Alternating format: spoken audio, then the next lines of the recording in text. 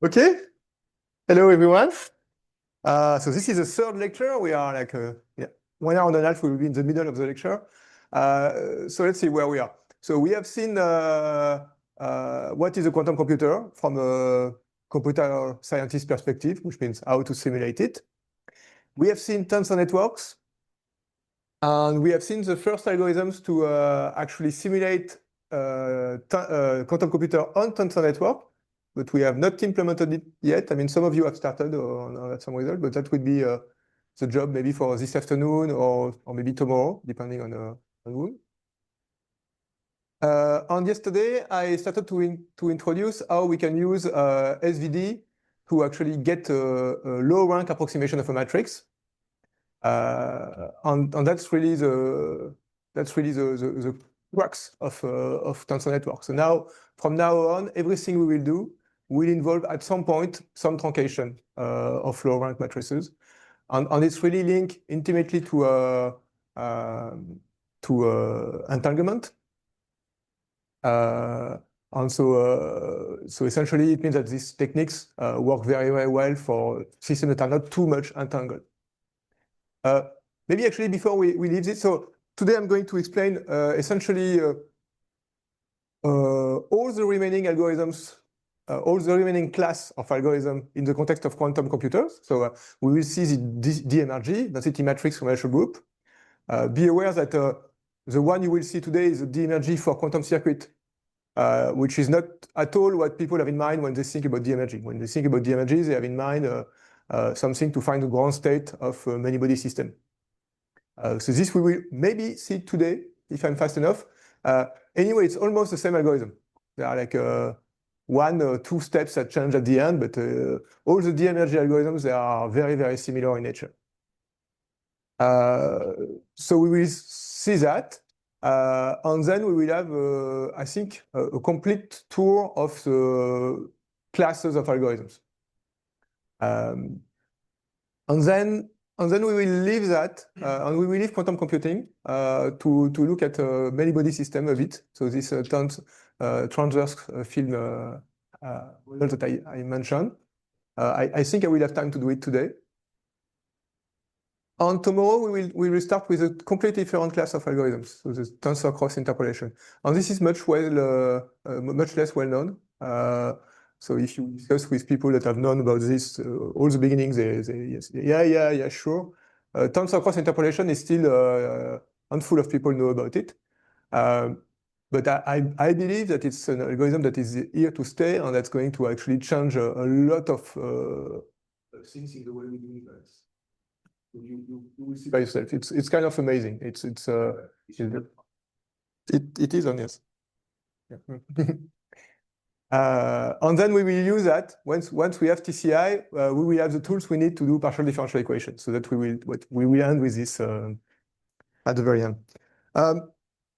Just a note: if you fail to simulate something with tensor networks, like for instance a quantum computer experiment, it doesn't mean that it can't be done. There are other class of algorithms. For instance, if your quantum circuit only have Hadamard control node X, Y, Z, then you have an algorithm to simulate that, which is super fast. It's called, because this belongs to the type of gates known as Clifford gate, and you can simulate that in polynomial time, and you get super highly entangled states.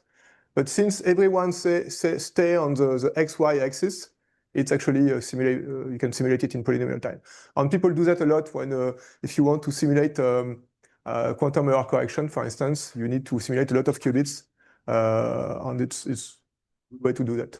With, of course, the drawback that you have a very simple noise model that is compatible with these gates. You can have this. You can have quantum Monte Carlo. So quantum Monte Carlo, I wanted to include it. I wanted to include it initially, but okay, I just at some point I realized that you can't do everything. But quantum Monte Carlo sometimes work where tensor network don't. There is a big revival of quantum Monte Carlo now in the context of AI. You can essentially write your variational wave function in terms of deep neural network circuit. And so it's a field that is growing quite quickly. And there are also things at the intersections. For instance, in my own research, I work with things that are kind of halfway between tensor networks and neural networks. And I could continue like that forever. You can use Feynman diagrams, ways to calculate them, bypass entanglement barriers. So something cannot be simulated with tensor network. Maybe it can be simulated in a different way. Essentially, whenever you manage to simulate something on your classical computer, it means that you have found the structure of the problem and you are trying to harvest it to simulate it. And there are many structures, not only the low entanglement one. Okay. I had a question from Christophe, actually, and that I'd like to make a remark. So we saw at the end of yesterday that I calculated the reduced density matrix for a system with that you split into two. You can do that on an MPS. So if you have an MPS, so this is your wave function. This is your wave function. If you want to make the density matrix, you're going to make two copies of it. Sorry, that would be type psi. And if you want to now integrate over the A part of the system, so let's say this is system A, system B. Well, then you realize that I shouldn't have put my legs facing outward. But okay, then you need to just integrate like that. So actually, usually it's written like this more. Like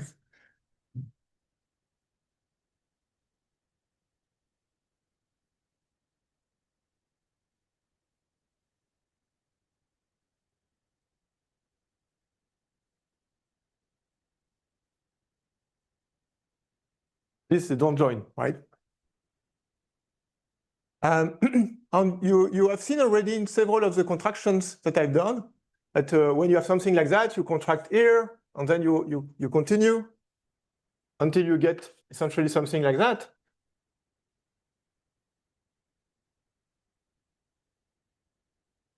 So this is a reduced density matrix, rho B. And this guy here is called the environment. Because essentially it contains all the information you need to know about A to have the density matrix about B. And in all the algorithms that, I mean, also that we have seen already and that we are going to see later, you always keep track of the environment. Typically, you just calculate the environment. You can calculate it different environments depending on whom you integrate out. Sometimes you also start from the bottom, get a list of them, and then you can calculate pretty much everything you want. Okay.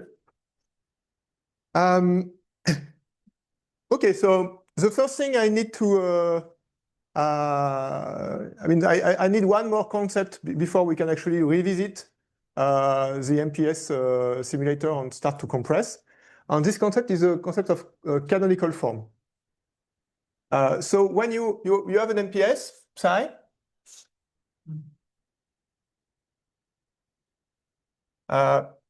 which I show that one way you can write it is like this, like a matrix that depends on M1, A2, I2, IN.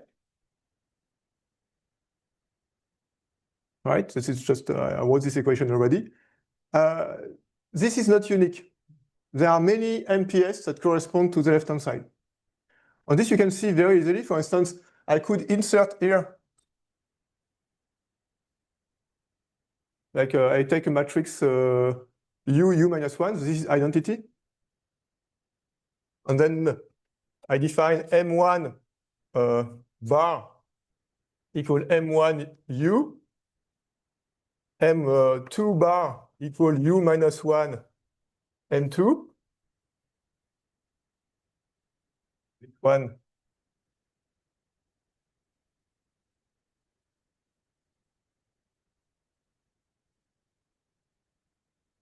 Okay, and it's the same left-hand side, but different matrices.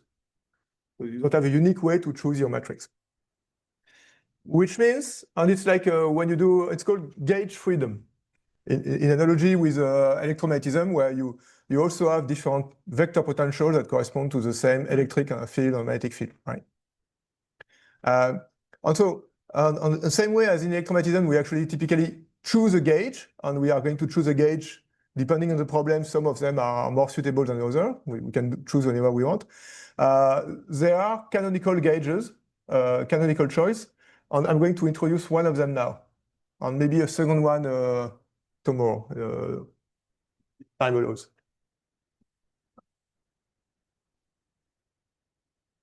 So the canonical form.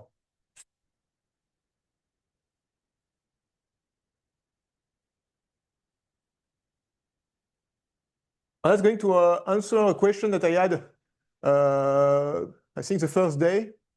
Why do we use QR? I mean, where do we put the Q when we put the R? And it didn't matter so far, but now it's going to matter. So canonical form is this.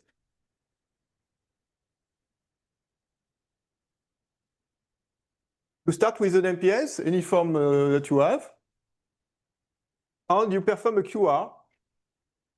I cut the here. I put the Q here and the R here. Okay. So I get Q, R, and then the rest.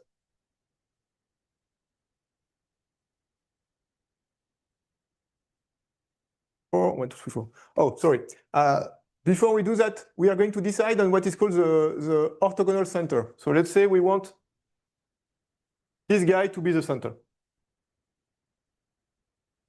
So we will, okay. So now, next, I absorb the R with the next one. Just sending the R to the next. Okay, so now I am back to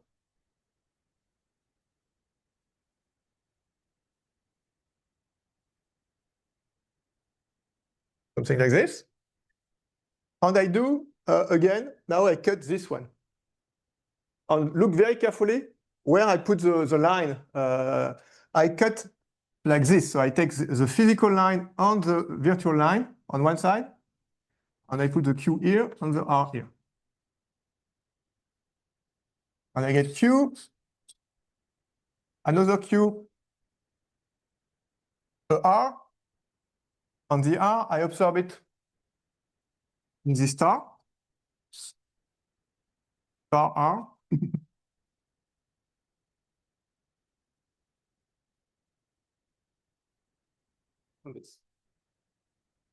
Okay, and that's it. I am done for the upper part. And now I'm going to do the same thing from the upper part until I reach the star. And now be careful also so now here I cut like that. Now the Q is below and the R above. Okay. I take the R, I absorb it here. And then I cut again like that. Q, R. You see the one way and the other way. And I get the canonical form.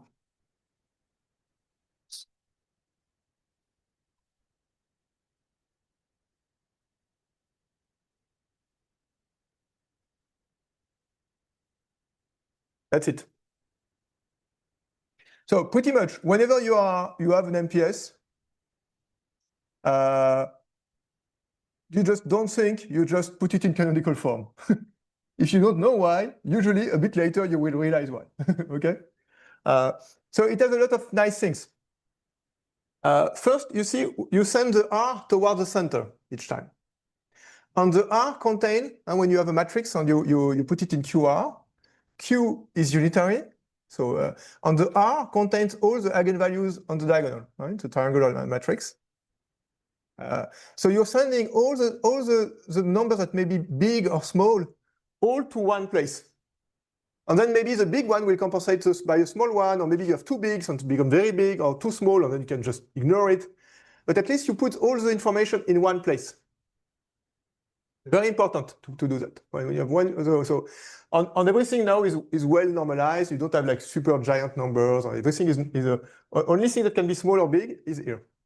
That's one reason. Second reason is that, well, now these matrices, they actually are unitaries, and we are going to use that. So if I take the first one here, and if I contract it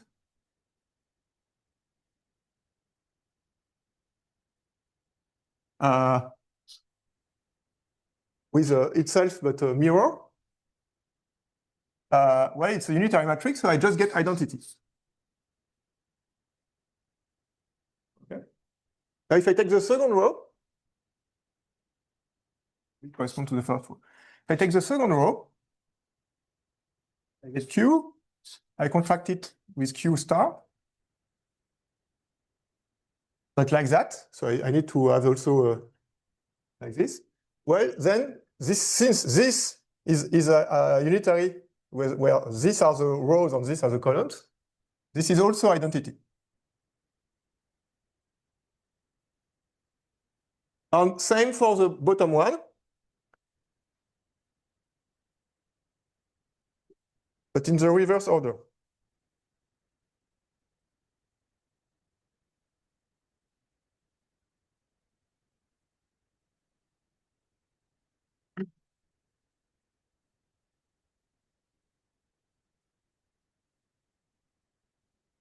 One. Okay.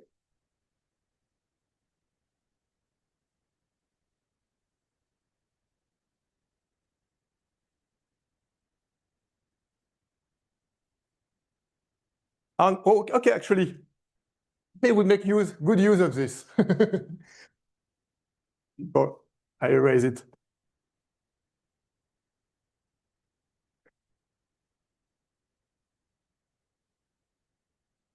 That's very handy. Suppose I want to calculate this density matrix.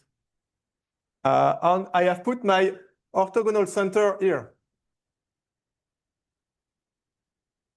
Well, the first one, I can contract it, and I have nothing to do.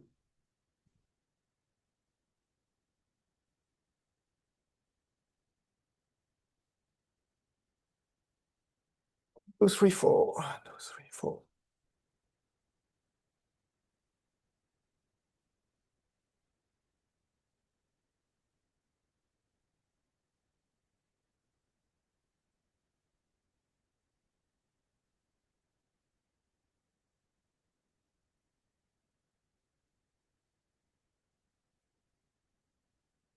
The first one, I contract it, and I have nothing to do. Then the second one, same thing.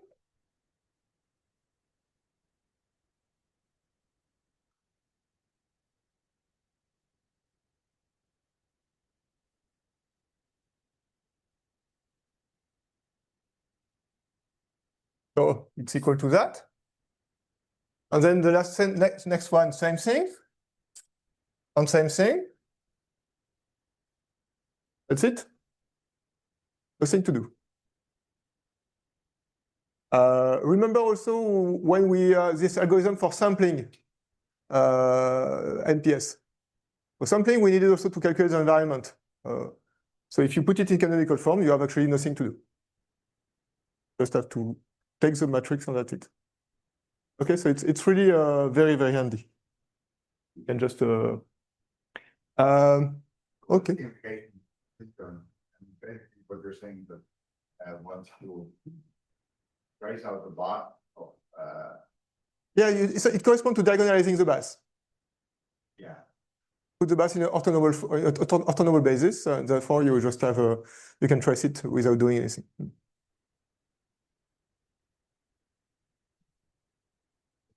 Comparison bot and it's a mixed estimated for that. So what type of information will we have in there?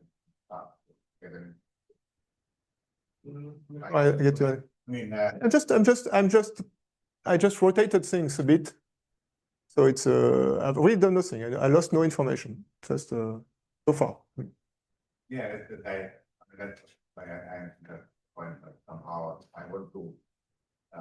So initial the intermediate was here, but now you do this partial trace and you get a mixed length. Yes. So the information about the mixture is now in the star. The information about the mixture has always been here.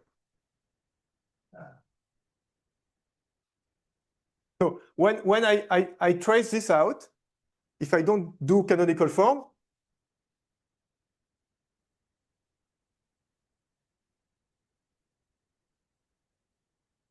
then I have this environment, right?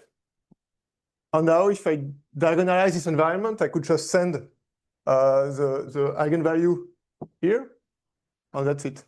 So the density matrix of the environment comes unitary, no, not unitary, but identity matrix. Yes. Yes. No, yes.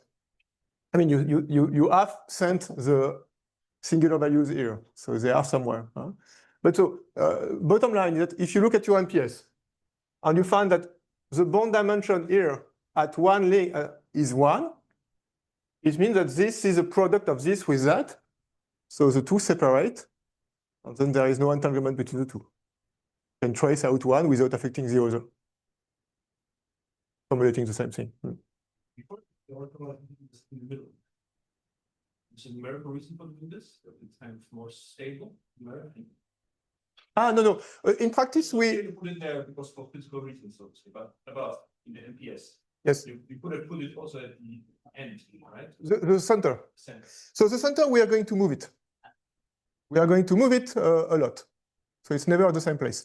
And typically, in the DMRG algorithm that we will see now, we are going to optimize one tensor, and this tensor will be the one where we put in the center. And this I'm going to explain now.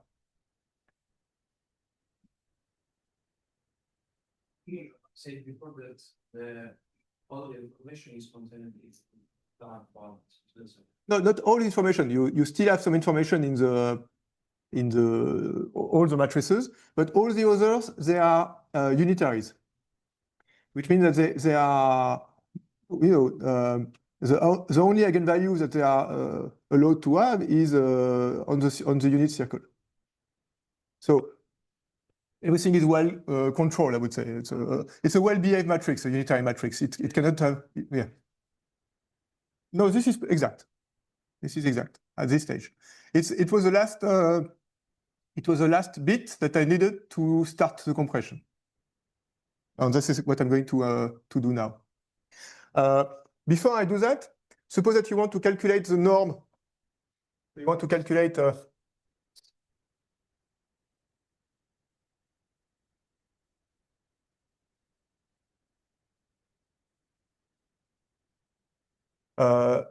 the norm of your MPS. Then this is just equal if this guy is, in this case, M3, alpha, beta, I, alpha, I, beta.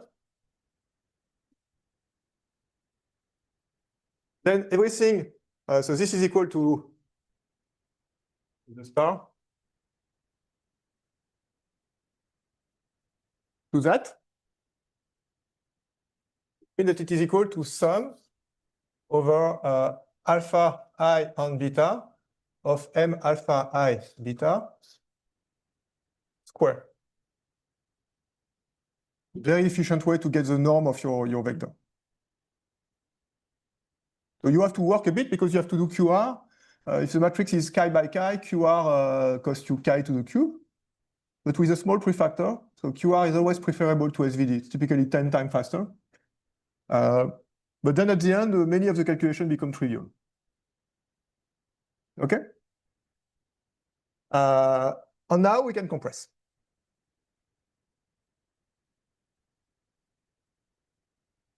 So is it clear what we have? Canonical form is just a way to fix the gauge in a way that the MPS is a more convenient form where some of the things we get for free. On the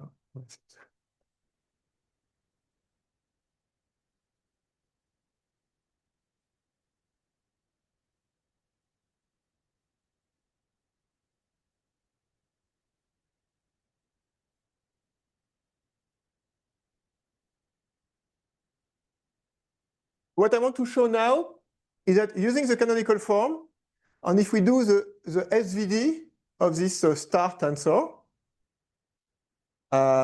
we get the SVD of the MPS seen as a huge matrix. So let me be a bit more precise. So I have my MPS in canonical form.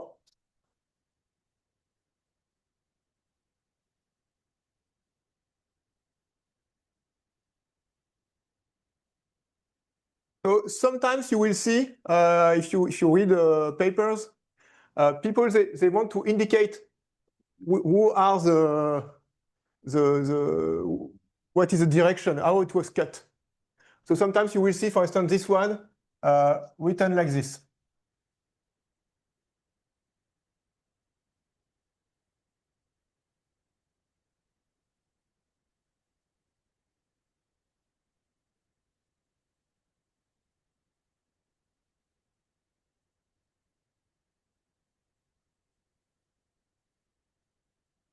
Okay, but it's clearer maybe, but I find it a bit ugly. So well, once you know, I mean, it's always the same thing. So it's but here, this actually at one indication that it really shows where it's pointing to, which means it shows that this is a unitary matrix when you consider this on one side and these two on the other side. So this as a row, this as columns.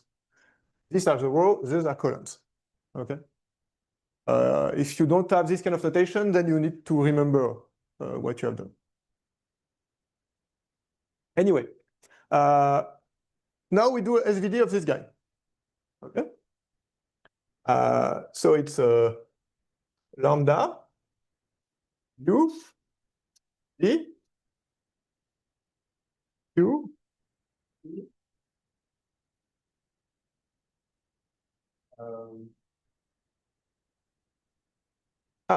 good point.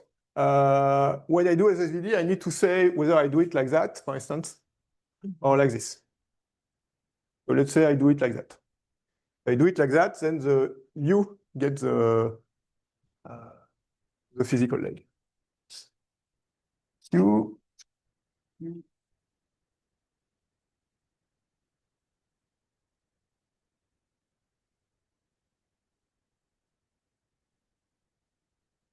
Okay.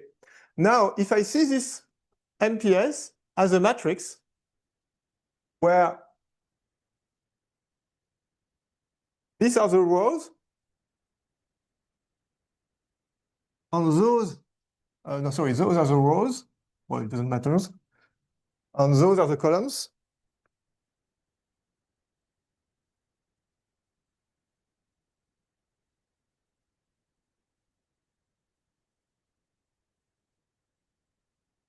So it's, you see, you can really consider as a matrix. You could put the flattening thing if you want. Then this matrix here,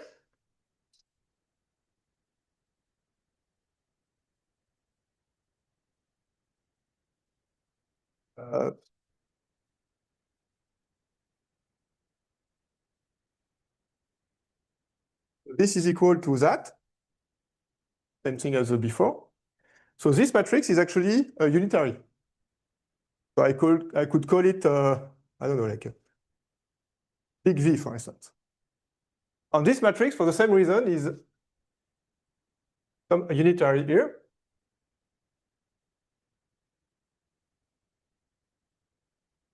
So it means that I have written my MPS as big U, lambda, big V. So actually, I have an SVD of the full exponentially large tensor implicitly, written in terms of all these small tensors. So I know now I know how to do the correct compression of this as a low rank matrix. I just need to, if I want to have a compression with rank chi, I just keep the chi biggest singular value of this guy. You see what I have this property because it is SVD of the exponentially large matrix, right? So this is what I meant by I said, oh, I send all the important information toward the center. You don't do that. If you do an SVD of something in the middle without putting it in QR, you're just throwing information, but you have no way to say that it is a good approximation of the thing. On most of the time, it won't actually, because you are maybe you are okay. Singular value that you are throwing away is small, but maybe it's multiplied by things very big on the outside, and you don't know anything about what is going on the outside. So you need to get information from the environment down to where you are actually doing the calculation. Okay. So if you are given an MPS by someone and you want to compress it, the first thing you do is you put it in QR. You put the orthogonal center, let's say, at the bottom. Then you do an SVD of this guy.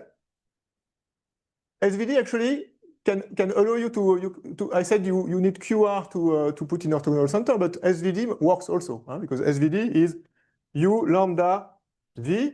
So if you call this R, you still have a unitary matrix on something else. So you can use also SVD. On actually SVD, you can do it both ways. You can send it to the right or to the left, the environment. So you do SVD, you compress, and then you put the orthogonal center to the next one, SVD, compress, all the way up.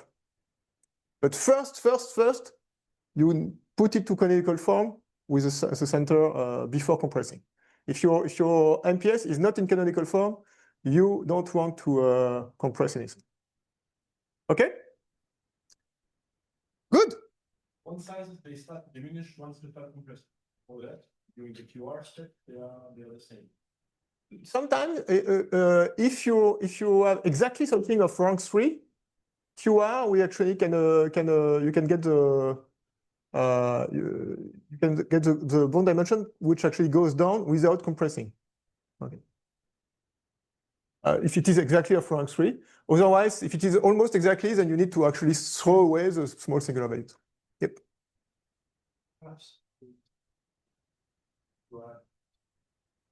So if your matrices are rank chi, pretty much everything you do with a matrix is chi to the 3. If you multiply two matrices, chi to the 3. If you SVD, QR, everything is chi to the 3. And if you have n qubits, you need to do it n times. So the cost is n chi cube. Yeah.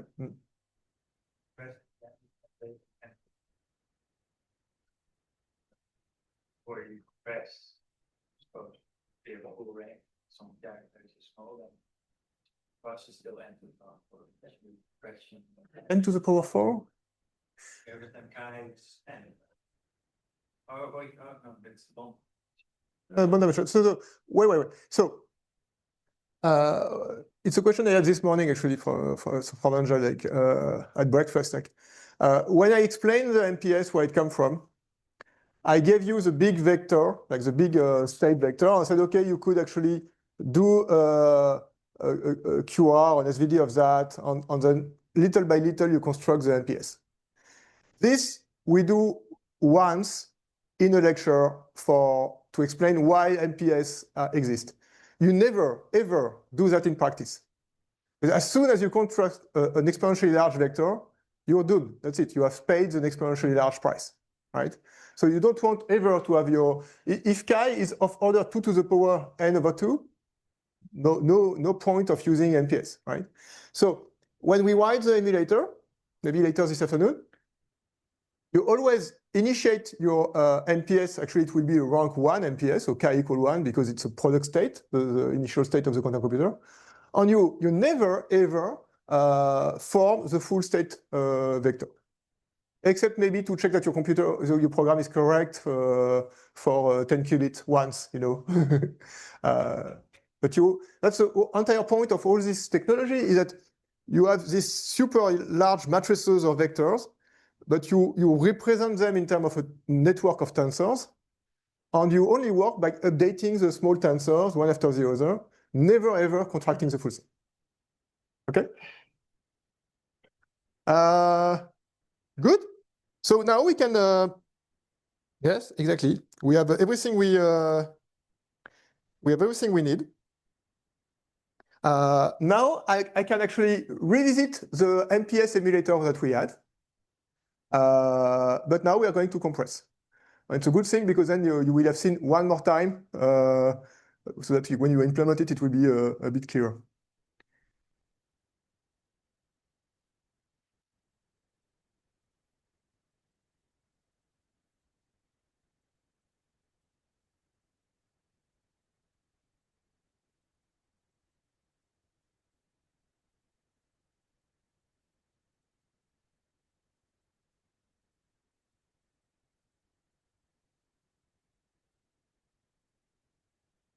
Right.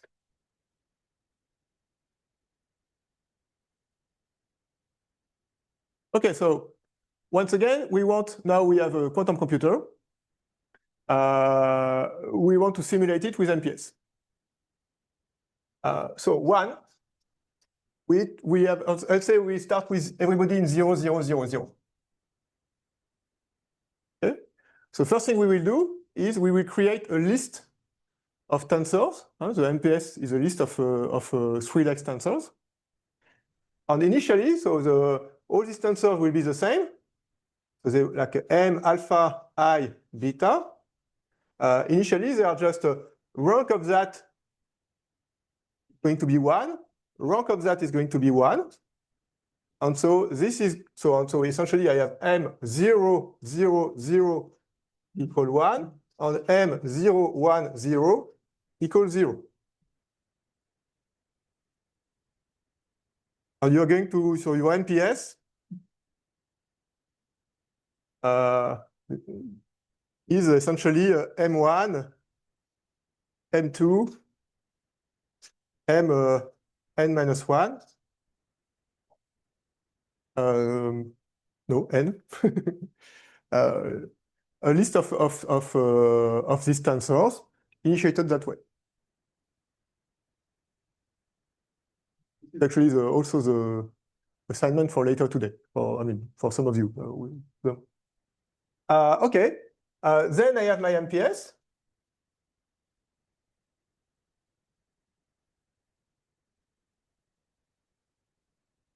If I want to apply a 1-qubit gate, I don't need anything about canonical form or anything, because anyway, it's just a contraction. It doesn't affect anything that is done here. It doesn't change the rank. It doesn't create any entanglement. So this, you can just contract these two guys using the tensor dot routine, for instance, and that's it. But now if I want to apply 2-qubit gate,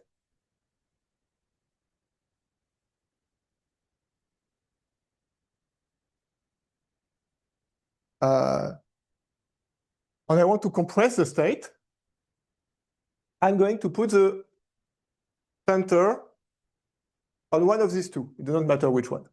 Let's say this one.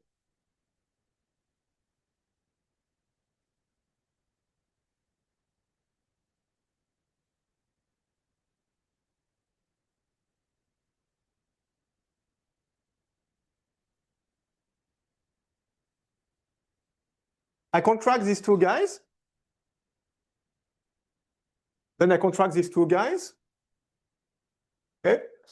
So I have now Q.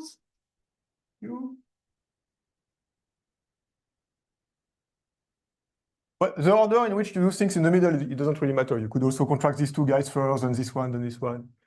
It's not a big deal. Q.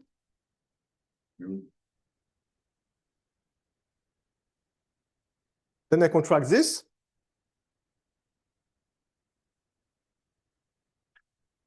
Cheating a bit today. Third day, I'm getting tired of drawing the same thing again and again. Okay? And now I need to compress. So I'm going to do an SVD of this guy. cutting here. Okay. So this is equal to Q, U, U, lambda, B, Q,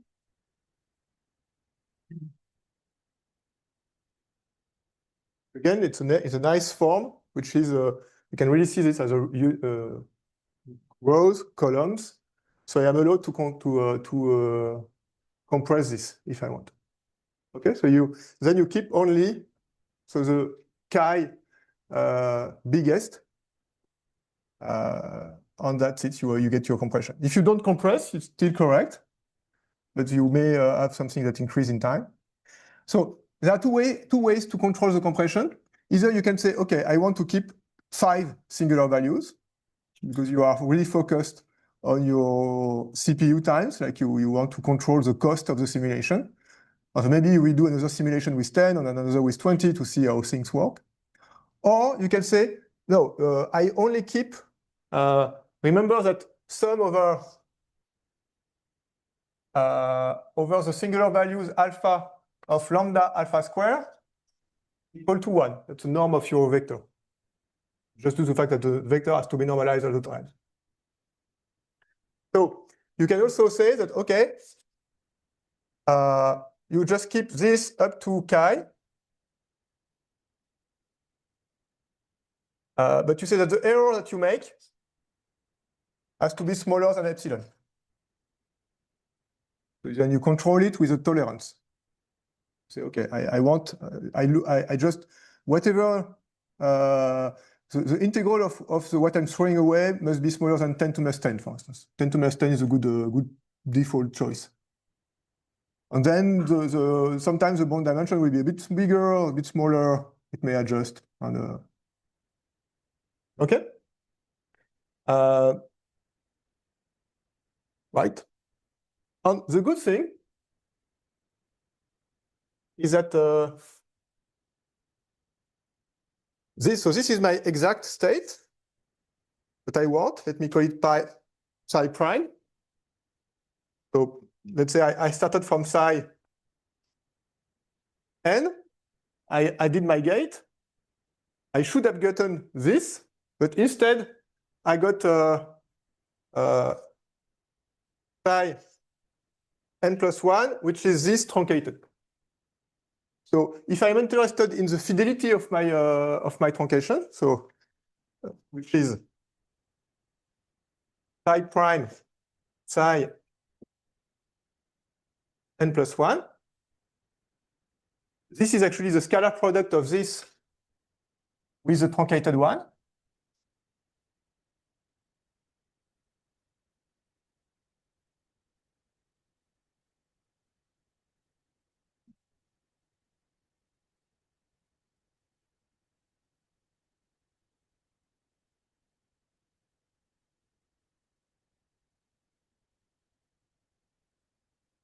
So this guy here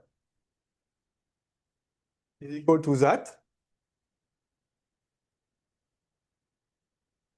which is equal to lambda tilde like this, because of all the telescopic simplification of the unitary matrices. And that is equal to sum over alpha equal 1 to chi of lambda alpha square.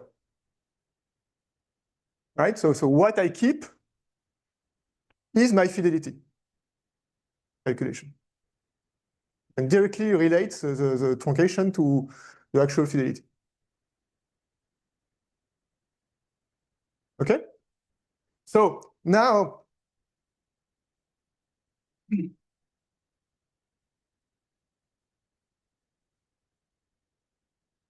you see that if you implement the MPS emulator that we had before, you only need to add the canonical form. And then you can have an approximate simulator. And if you decide that you keep an epsilon of 10 to minus 2, for instance.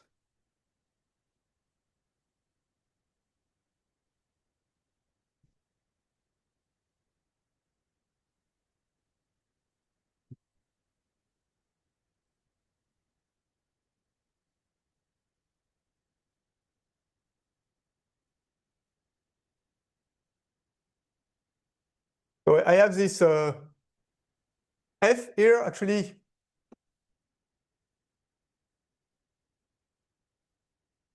Let's say the fidelity will be more the square of this.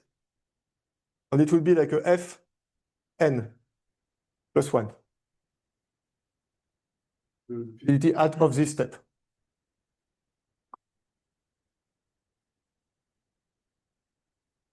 So I have my f n of the order of 1 minus epsilon, where epsilon is a tolerance that I set in the truncation. And now, what happens typically, and it's something you can check experimentally if you want in the numerics, but there are very strong arguments why, but it's cannot really prove it mathematically because you can construct some circuit for it, it's not correct. But most of the time, the fidelity of the full calculation, which is the psi that you get after n step over the exact one. So let's say if I call the psi prime is what I should have gotten. I did everything exactly. So this fidelity here, typically, it's a product of the fidelity per step.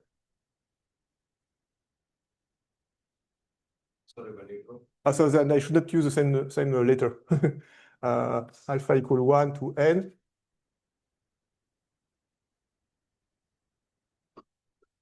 One question. Yes. When you drop these similar values, you change the normalization to scale. Oh, yes, sorry. Yes. I forgot that point. Good point. Actually, I think I didn't say it in the notes. Exact in the note as well.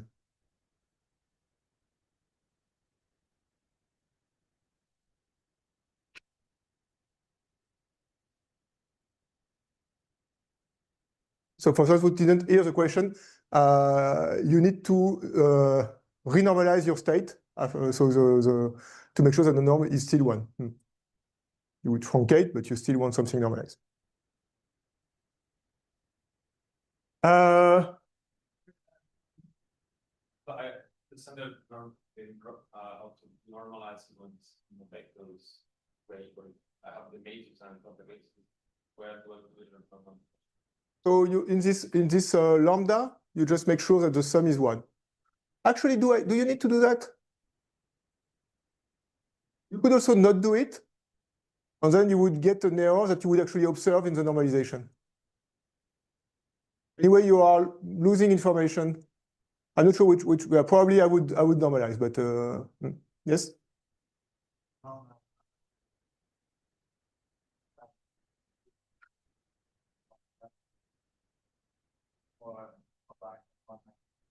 So, okay, when I say it's always related to the total sum of all the lambda square. So in that sense, you always keep the normal. Even if you don't normalize it, you know the norm by just looking at the sum of all the singular values.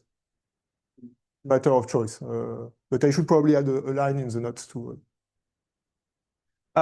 Okay, where was I? Yes, the point I wanted to make here is that so if you believe me with this, and you can almost prove it, this is 1 minus epsilon.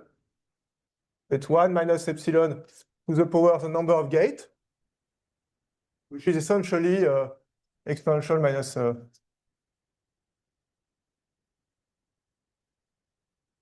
epsilon is small enough. I mean. So when you compress, you have a behavior that starts to look like a real quantum computer. If you put your tolerance to 1%, then typically you have the kind of fidelity that they have in quantum computers. And now if you want to compare, I mean, of course, 1% is very bad. I mean, you get, you get 20 layers, you get this 0.1% fidelity at the end, which is what Google got. So it's very bad if you want to know what's going to happen in a perfect quantum computer.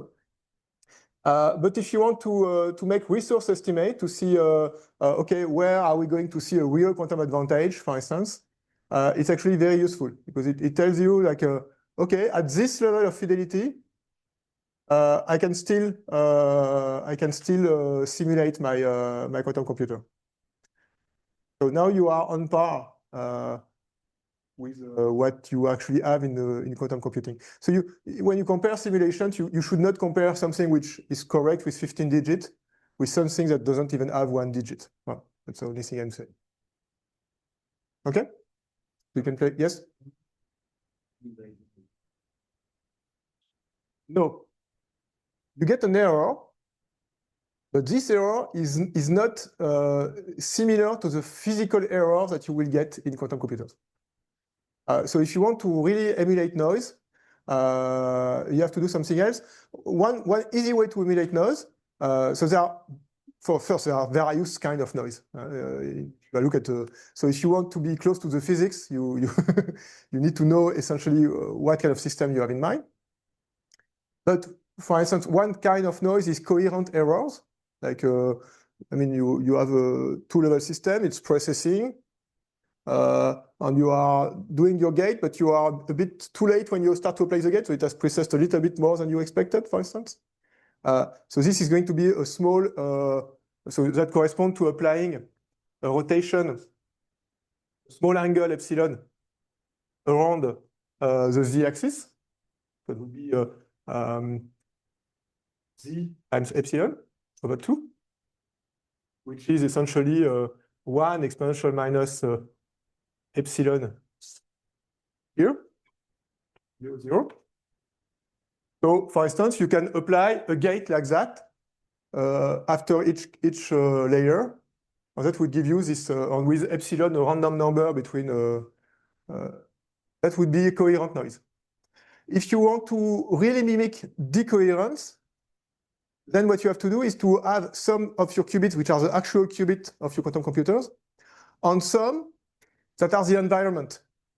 Then you put some small control node gate, so not exactly control node, but for instance, a weak, something that you would get for a weak interaction. So it could be, for instance, one of the gate we have is control Z. Control Z is the same as control node, but on the Z-axis, and its matrix is like this.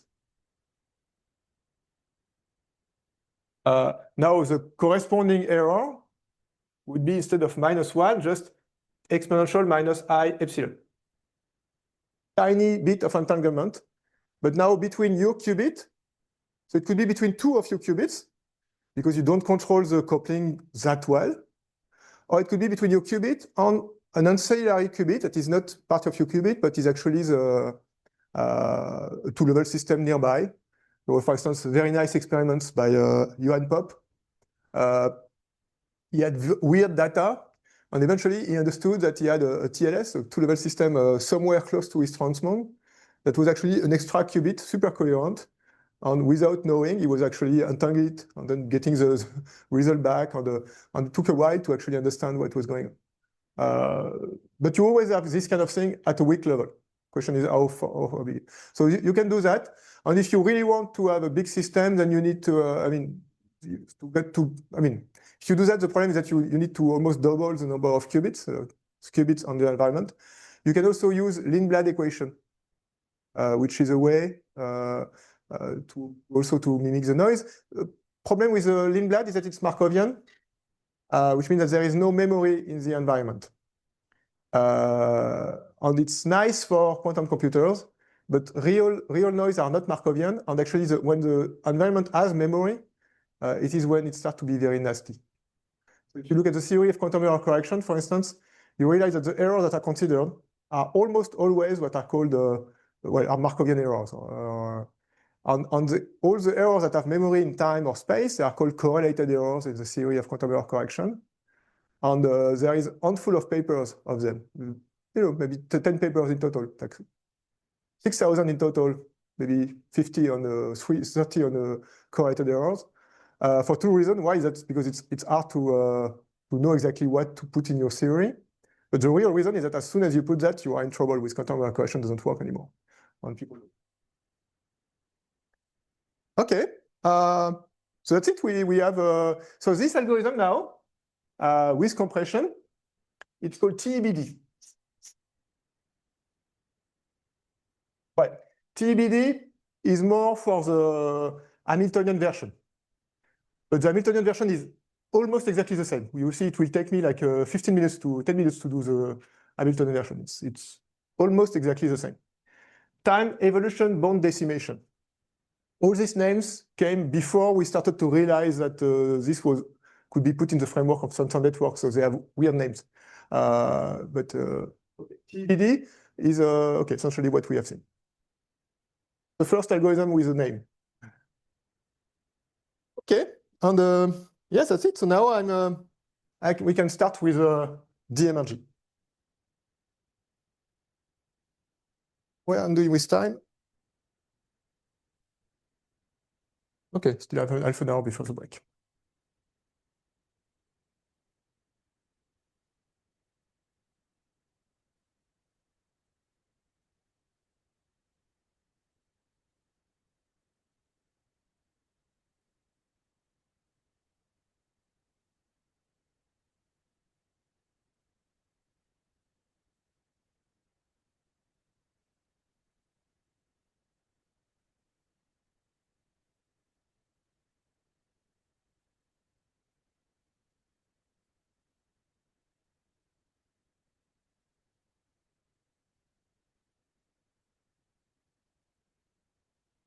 I need half an hour.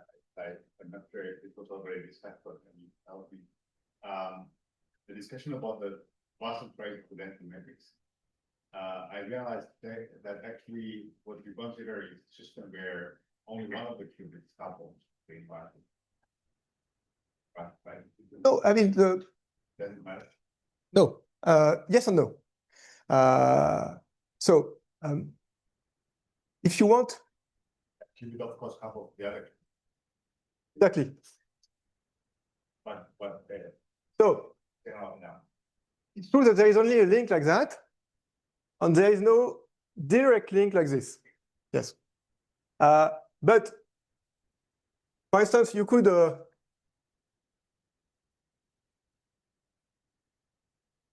let's say this actually is chi-square.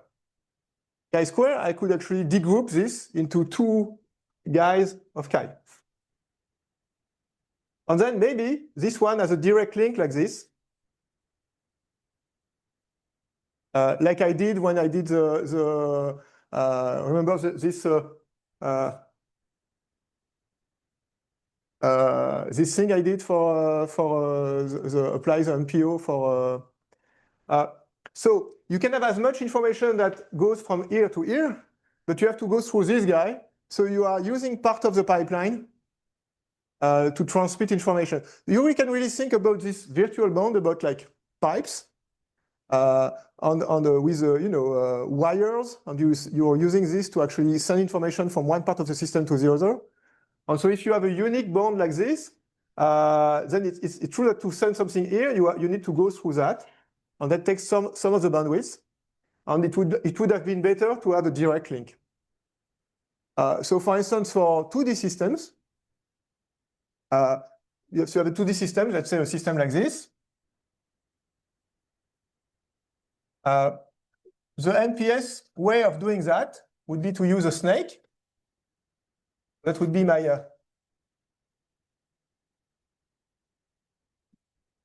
NPS. But then it's actually a bit problematic because this guy actually physically talk to this guy, but actually to talk to this guy, it has to go all the way through this. For 3 by 3, it's fine, but for 10 by 10, it's problematic. Another possibility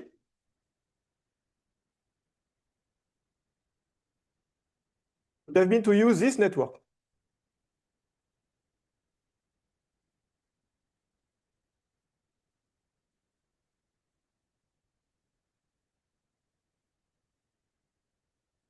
So now everybody is connected to his actual physical neighbor. So this is an MPS called the snake ordering. And this is called a PEPS for projective, S for state, P for projective, E for entangle, and the first one I can't remember. Okay, I mean, there are tons of other tensor networks, and you could also use trees. Yeah, I guess my question was that the statement seems to be that an arbitrary n-qubit density can be obtained by tracing out sort of single qubit environment. Any state can be put in NPS form. The only question is how efficient it is to be computationally. Okay.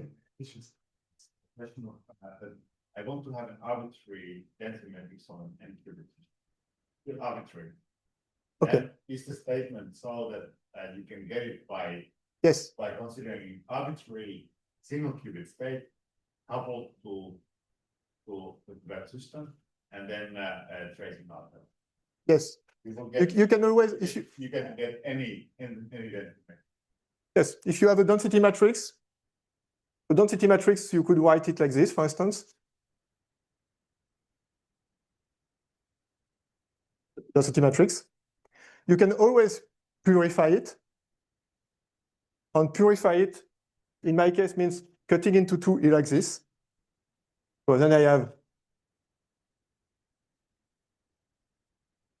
the purification of my density matrix, which means that you can consider some auxiliary quantum system for the rest. And then I can transform this into an MPS and that into an MPS if I want to. Sure. The question is, what is the size of this auxiliary? The size of what? Size, the minimal size of this auxiliary. Oh, the same number of qubits. Oh, yeah. If you want to purify a system, you need as many auxiliary qubits as you have. But that's nothing to do with NPS. Huh? No. No. But this is wrong. I understand that. Why not? Yeah.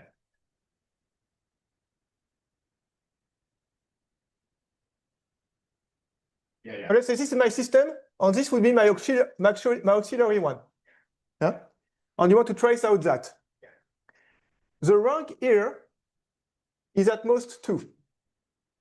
Because this is a 2 times something matrix, and the rank of a 2 times something matrix is at most the minimum of the two size. Huh? So if you have a matrix which is of P times Q, its rank is smaller like the mean of P and Q. So depending on the level of entanglement, but now if this is pure, that you need only one. Actually, you don't even need any.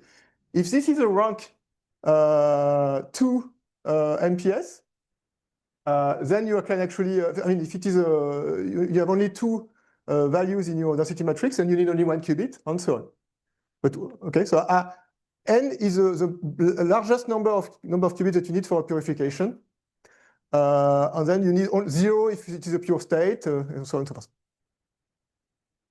Right?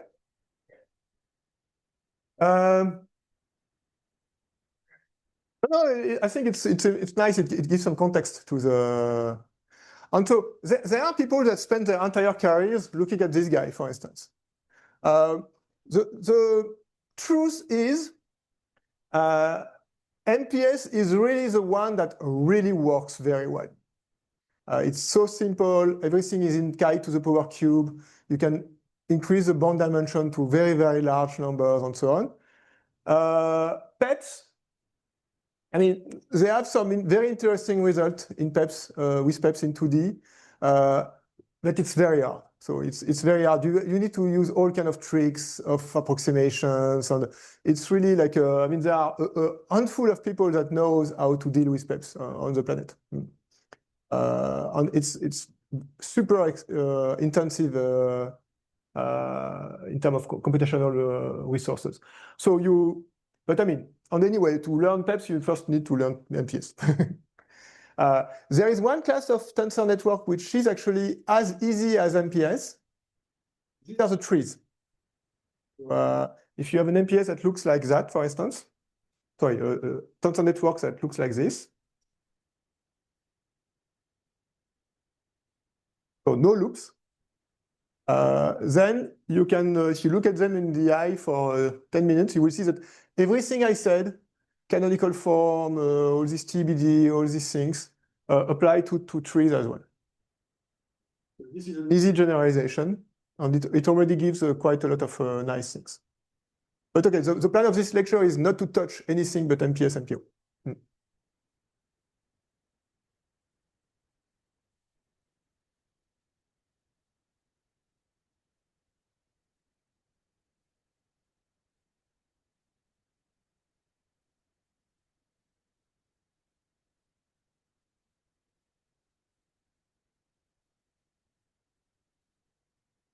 The energy.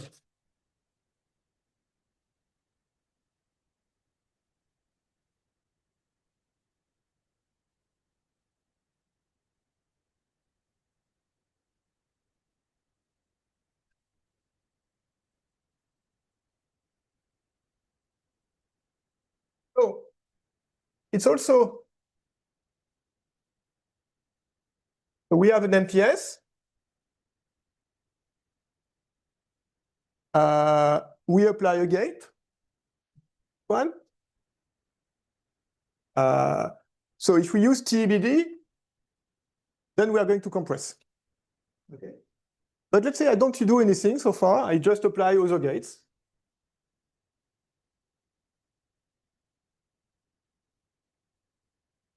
I mean,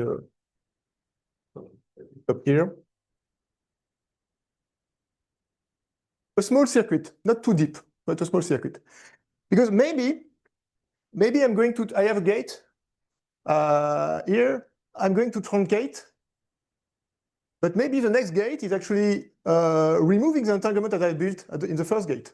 For instance, I could have like, for instance, this followed by this.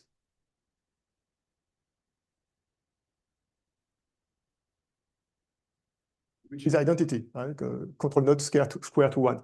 So if I truncate here, it's a bit silly because I lost information, and a bit later, actually I would have been able to. So TBD is we truncate after every single step, right? Now we are going to build an algorithm where we can build a full circuit and then try to fit that with another MPS.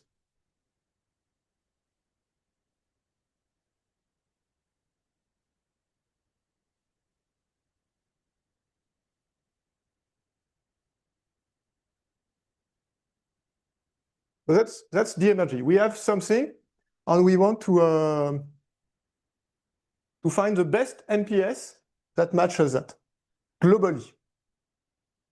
So after a single gate, we already have the answer, but after multiple gates, it's not clear yet. Okay. So.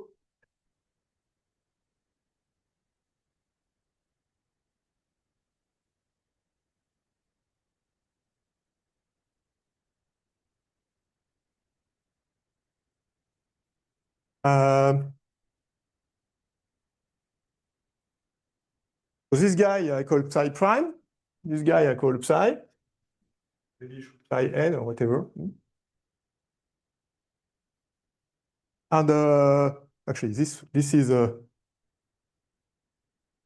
circuit times psi n, and this is actually what we will keep as psi n plus 1.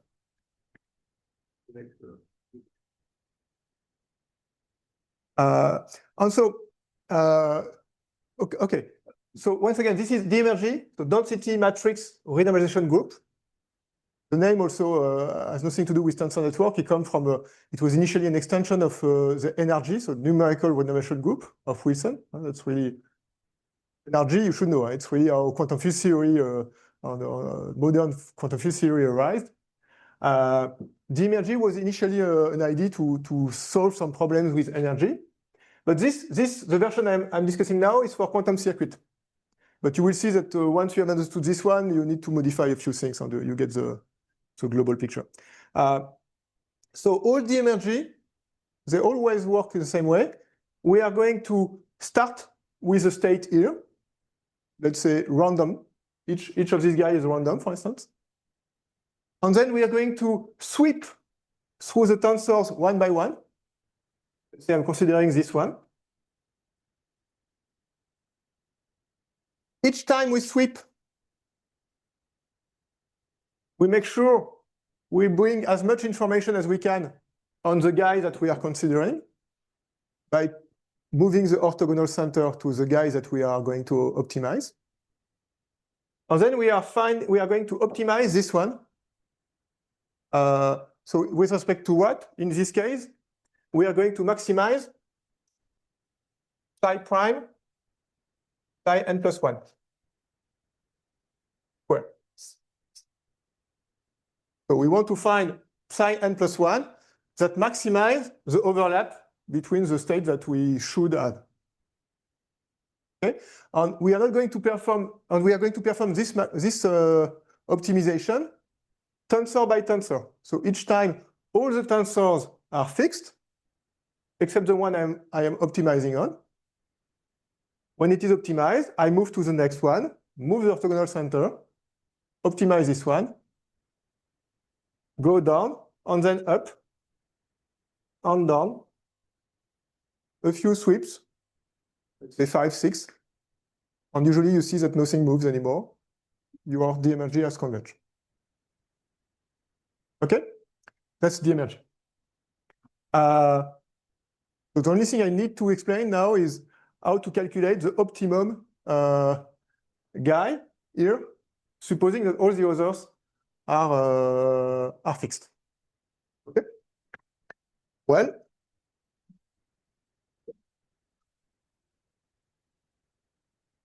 same old, same old.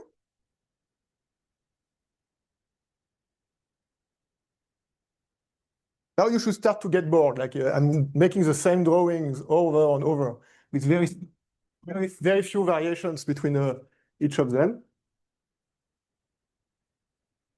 Tomorrow will be different.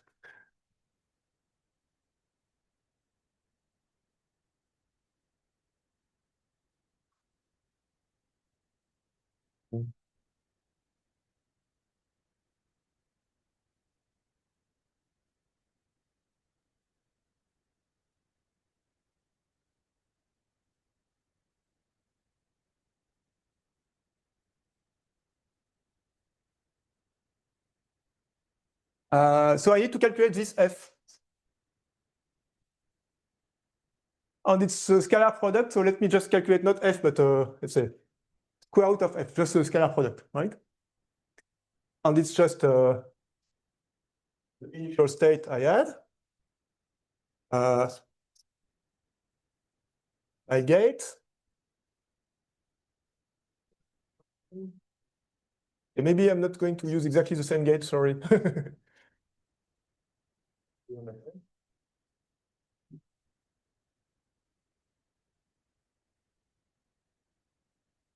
This circuit is supposed to be the same as this one. And then scalar product, so I have the guy here, star. The orthogonal center.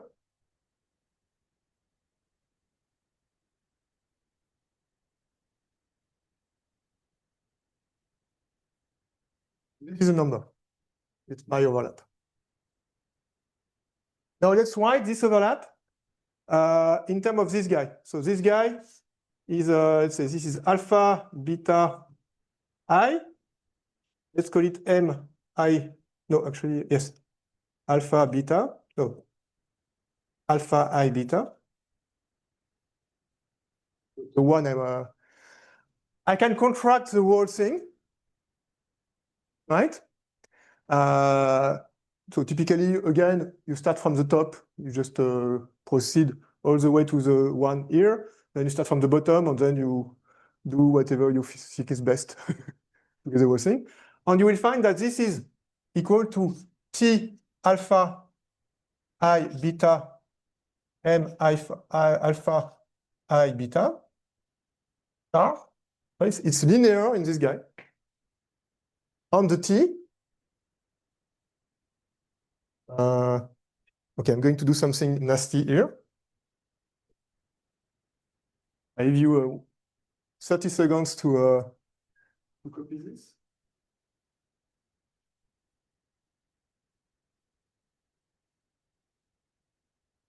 T alpha I beta is this.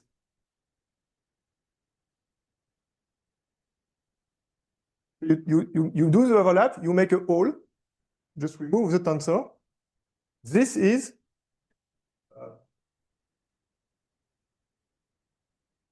actually the guy which multiplied by the other one is going to give you the. You just need to contract the whole thing. Okay. Now we are almost done. Probably it will be time. Oh no, I still have time. Good.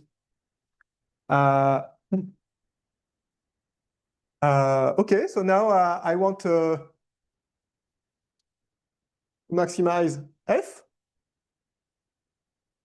So F is going to be T alpha I beta M alpha I beta star times complex conjugate.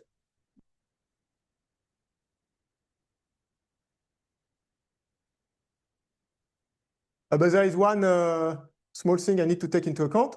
The state needs to be normalized, right? So I need to do that with a constraint that sum over alpha I beta of M I alpha beta square is equal to 1. Yes?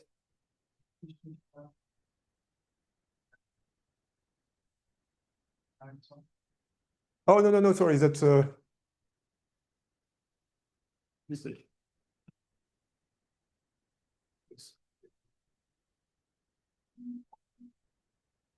I usually give them different letters so that I don't have to track the ordering.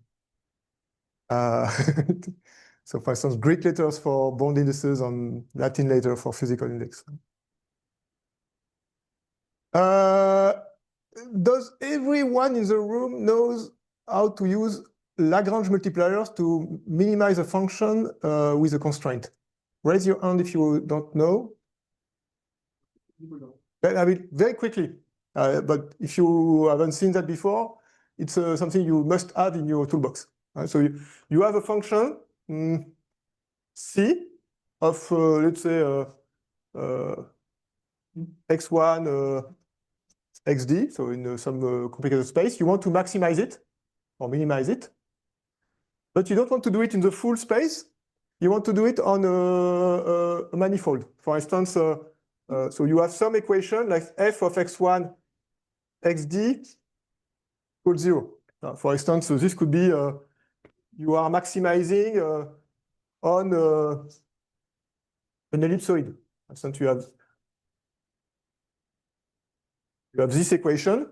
You want to stay on the ellipsoid, and you're not interested in the full 3D space, but only what happens in this 2D space. You want to maximize. You're going to do that with Lagrange multiplier. If you remember your thermodynamics 101, you go from energy to the free energy, or to the enthalpy or the free enthalpy. And what you are doing actually is exactly what I'm going to introduce now. So if you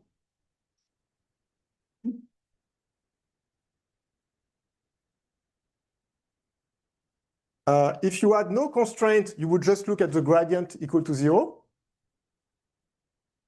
But now, so you know that DC equal gradient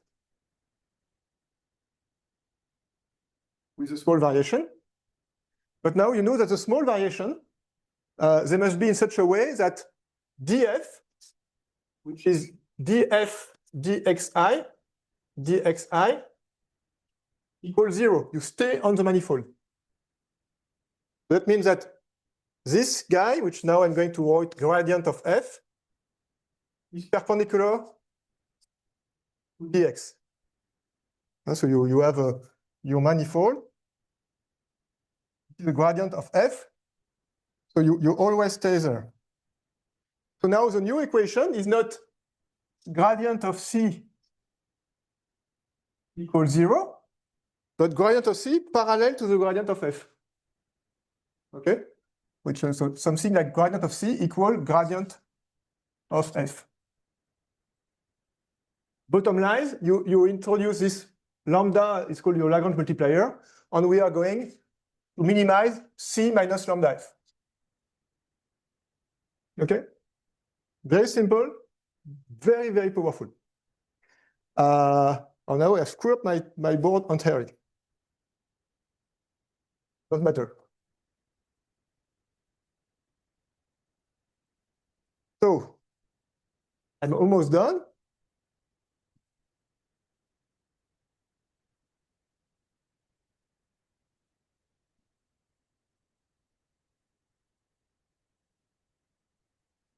So now I'm going to minimize, essentially, so can call it C again, which is T alpha I beta M alpha I beta star, T alpha I beta star M alpha I beta, minus lambda M alpha I beta M alpha I beta star. So it's a quadratic form. I mean, we know how to minimize quadratic form. So essentially, you want to take derivative of C with respect to M alpha I beta star equals 0. And that tells me that, so essentially you cheat again. Ready?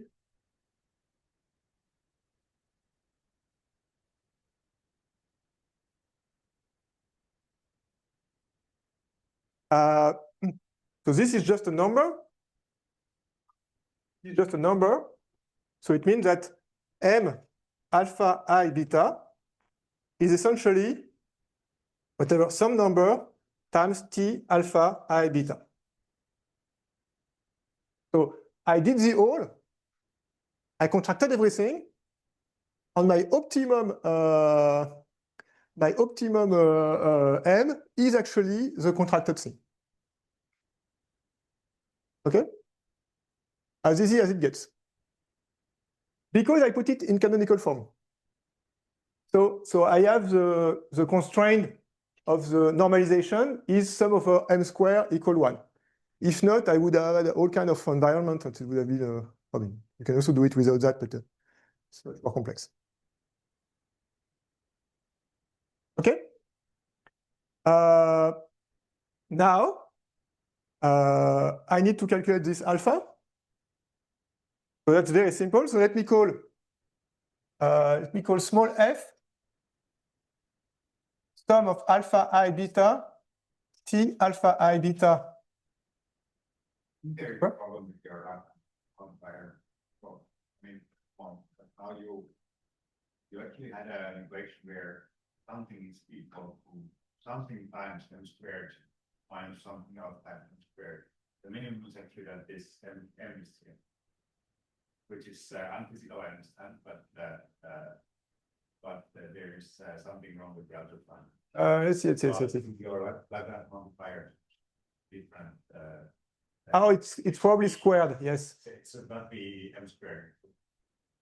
M for some reason, but I can see why.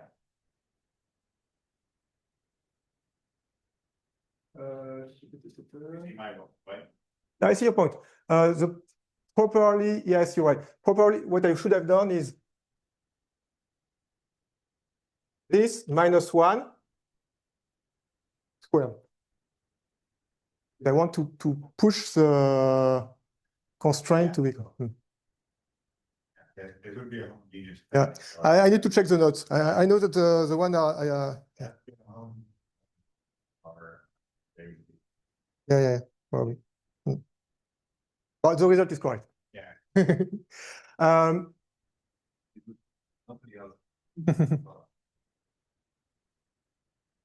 Yeah.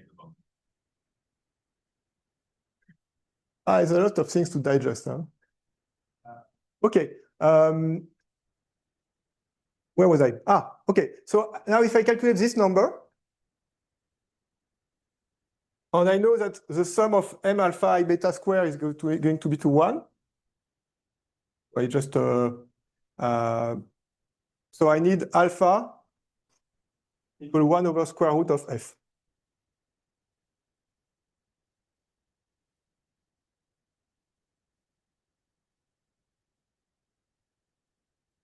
Okay, so this guy is 1 over square root of f, where f is the sum of square of this contracted tensor. And now, if I want to calculate big F, which is P alpha I beta M alpha I beta star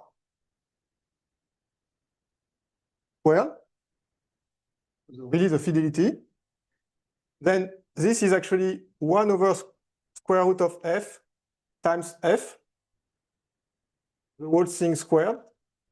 So it's actually small f. So if I take the norm of this tensor, which I get with the whole, it is actually the fidelity of the operation. What would the argument for the say alpha equal 1 over square? Norm of sum of over alpha I beta of m alpha I beta square is 1. That's a normalization of your state. So I just calculate the normalization of t, and you get the normalization of. Okay, so to summarize,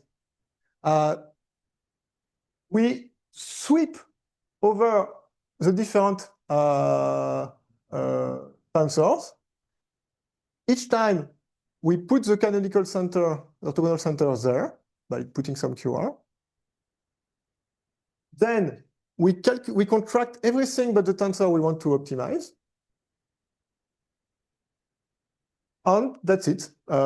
We just update. This tensor is our new tensor up to the normalization. We just update this tensor and we go to the next one. And each time you do that, you can calculate this f, which is the current fidelity of this thing. And as you sweep, you will see that f goes up. And eventually it's saturate. Whatever fidelity you can get with the bond dimension that you are currently considering. Okay? It's time for a break. So after the break, I will tell you a couple of slight improvements you can do with respect to that. The problem with this algorithm that we have right now is that the bond dimension is stuck. I just sweep, I update, but always with the same bond dimension. And you want an algorithm that allows you to actually increase the bond dimension up to the tolerance, the fidelity that you have targeted. So I will explain you that after the break.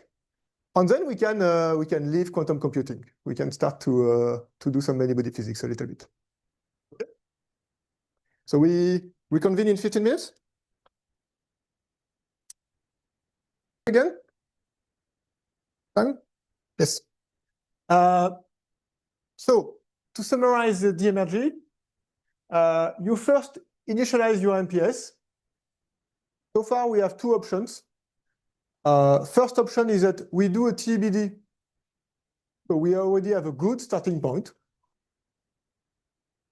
Or we just take a random MPS, you just pick up anything you want, each of the state at random. Each of the tensor, use numpy.random, and you get a random MPS. If you start with, and then you loop over sweeps So one sweep is when you go through all tensors. And for each sweep, you loop over each tensor. For each tensor, you first put the orthogonal center at the corresponding position. Then you optimize the corresponding tensor by contracting everything else. And you calculate the fidelity, which is just calculating the square of this, the norm of this tensor. And you should see the fidelity going towards something. And if you started with a TBD, probably it will start with something better and it will converge faster. If you start with something completely random, then fidelity will be close to 0 initially, and then you will need a bit more sweeps to get to the correct solution. You could use this algorithm, for instance, to do MPO-MPS product. You have an MPO-MPS. MPO-MPS product. So this is your MPS, your MPO, sorry.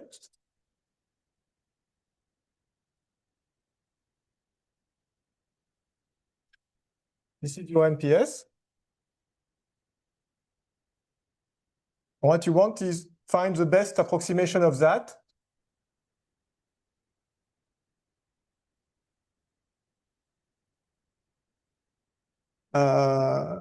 So it's exactly the same problem, except that instead of a quantum circuit here, now you have a MPO, but it's just, it doesn't matter what is the tensor network you have in the middle. Okay? So if you remember when we saw the zip-up algorithm to do MPO-MPS, we were doing everything with QR. You can just look at this algorithm again and replace QR by SVD, and you can truncate. That's one way to do it. Make sure that you start in canonical form. Or you could just start with something random and then just calculate the scalar product of that and remove one guy, contract, and get the de-energy version. Okay? If you take the best code available, typically they do both. You do first a zip up to get a decent approximation, and then a couple of sweeps with de-energy to converge to the best you can with this bond dimension that you gave yourself. Okay? As I said, I have still two problems. I mean, one problem, two possible solutions. So the problem is that here, the bond dimension, for instance, of this guy, let's say it's chi here, and 2 here.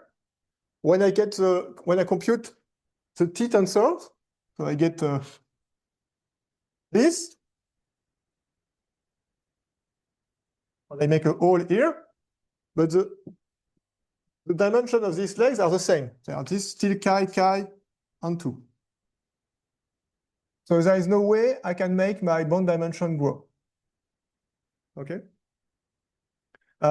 So the standard solution to that, so the de-energy we have seen so far is called one-site de-energy. The standard de-energy is actually the two-site de-energy, which I'm going to explain now.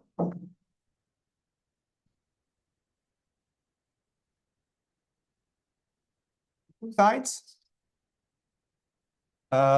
Again, I have my initial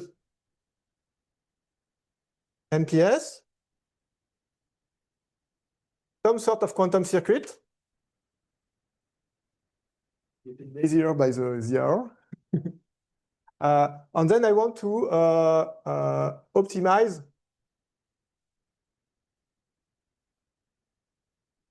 this thing. I put the canonical center, let's say here.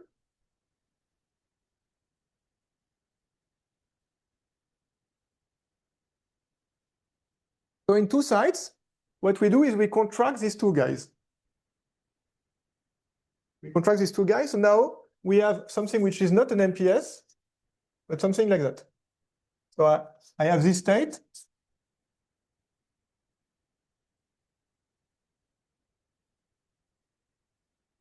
okay, which we can still view as an MPS. Choose these two guys, so it's still an MPS, but for where one physical leg corresponds to 2 qubits. It's a bigger tensor. It was before it was chi by chi. Actually, when I say chi by chi, it should be understood chi by chi prime. I mean, the bond dimension typically varies a little around here. Before it was chi by 2. Now it's chi by 4. 2 here and 2 here. So I optimize two sites at the same time. So since it is an MPS, I can write that. Okay, let me stop erasing because you you won't understand anything if I do that too much. I have my quantum circuit.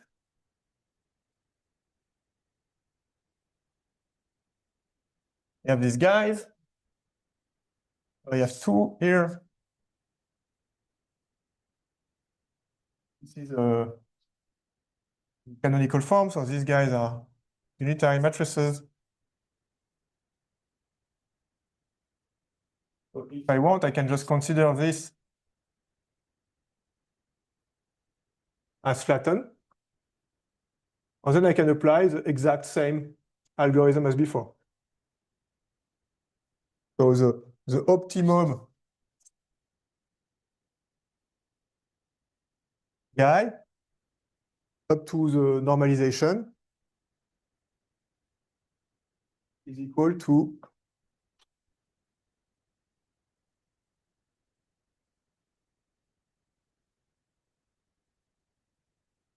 this guy.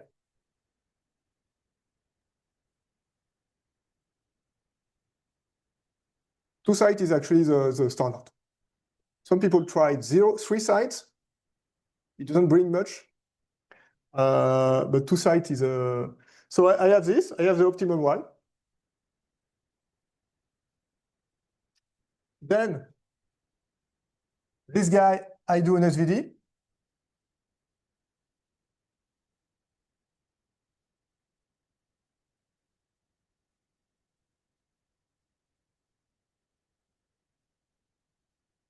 And now, during the SVD, I can do the opposite of compression.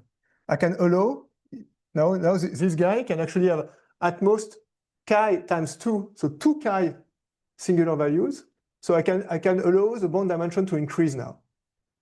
That's how I actually get more expressive, and that's. So I just keep more singular values. And then I have my new MPS now.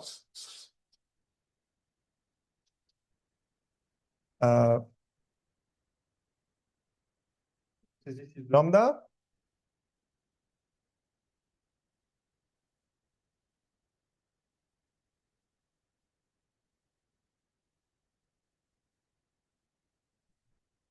Yes. So that would be the U on the V or the V on the U.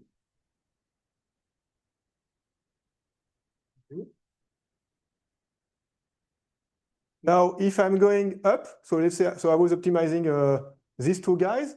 Now maybe I will want to go up, so optimize the next 2. But each time I move. So if I optimize these 2, next I optimize these 2. I always move by only 1, right? And then 1, and then I go down. Okay. So if I do that, then I will actually swallow the lambda up, and this one will be now unitary. So I'm still I'm moving automatically my orthogonal center in the process. Yes. The reason I want to do the one exercise to get this ability to use the lambda or going to an SVD. To increase my bond dimension. Yes. It can only be better because now I am optimizing more parameters at the same time. So in principle, you could get stuck in local minimum. But if you're optimizing 2, then you're exploring a bigger space. So there is a large chance that you get stuck in the local minimum. But the biggest importance, the most important thing is that you allow your bond dimension to grow. So you can really start from, 1 and let it grow until it has converged to the given fidelity. Each time you actually have the fidelity of the exact with respect to AMPS. So you could give yourself a tolerance and you increase bond dimension until you have 6 digits, 7 digits. You could do that. Sometimes you won't be able to do it because the bond dimension will become like 5,000 and then you will be have the computational power, but in principle you can control. Yes? The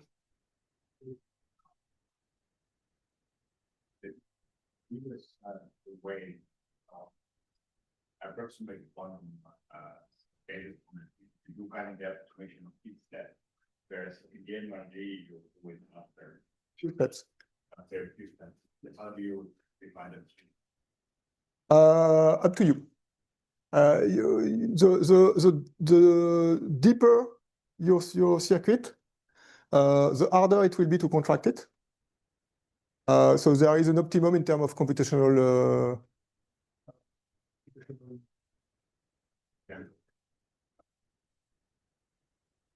What I go on diagram? So actually, the quantum circuit, this algorithm has not been used by many people. Essentially, that was mostly myself for quantum supremacy experiments and a few other people afterward. So it's not something that is used a lot. On the other hand, the version to do NPO, MPS is used every day by everyone. And it's just a single layer. And you will see when I introduce the energy for, I mean, you will see that all the energies look the same. Like I introduced it this way because I thought it felt, I mean, it was good for the narrative of respect to quantum computing. But and in that case, yeah, it was typically we wanted to reach the highest fidelity. I mean, we wanted to reach a fidelity as good as the experiment and see how costly it was experimentally, numerically. That was the goal in this particular calculation. So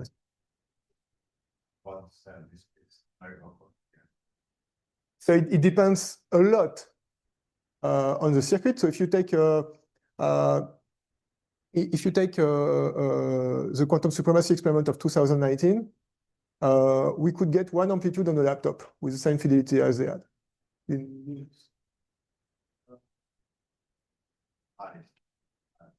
it was the hardest. And as soon as you turn to actually an actual algorithm, so we tried, for instance, QAOA, so which is some sort of quantum annealing, but with gates. And then suddenly we could get gain 3 orders of magnitude in the fidelity for the same cost. 3, 4. So as soon as you, I mean, really, it depends a lot on the quantum supremacy experiment was really designed to be super tough to simulate, and that was it. But as soon as you take something useful,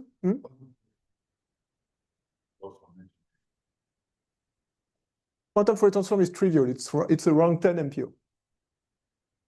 Okay. So this I will explain later when we do partial differential equation. You can quantum Fourier transform anything you want, and we do it routinely to solve PDEs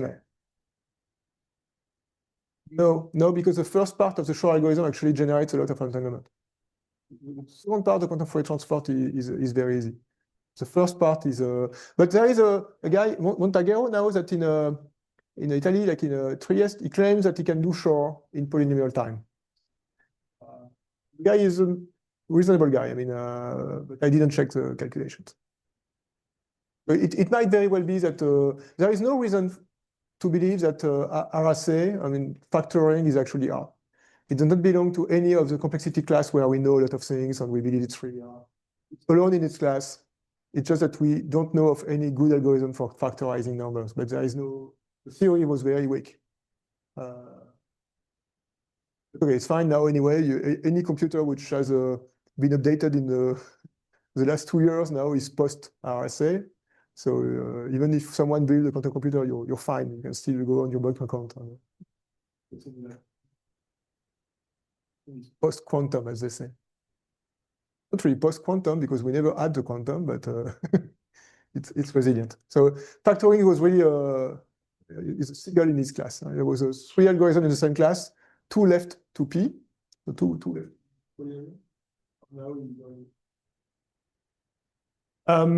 Okay. Yes, two sides. Is it clear, two sides? Every DMRG come in these two flavors, and you see it's actually the same thing, just you can consider two sites as one, and then SVD, or one after zero. Okay. There is a way to do to increase the rank within one site, and I'm going to explain it now, but I don't recommend it. I recommend to do two sites in practice. To be a bit complete.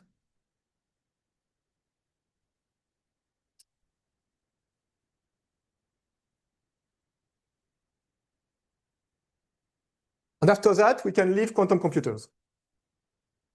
Pick up them.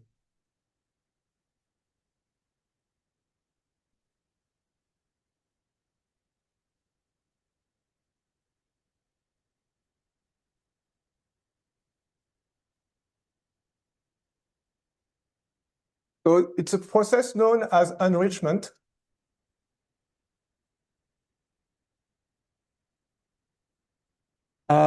So when you do you put your state in a canonical form. So remember, you have your state.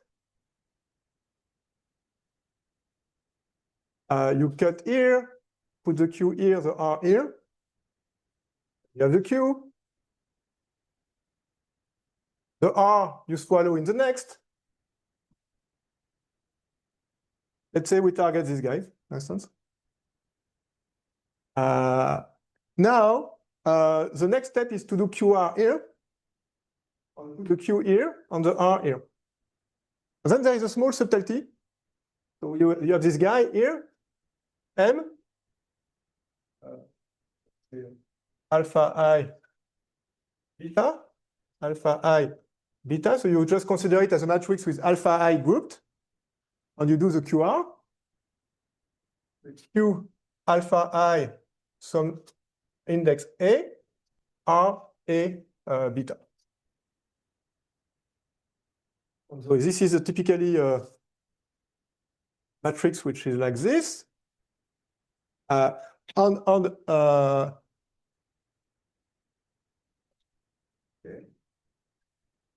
Typically, you would write it like that.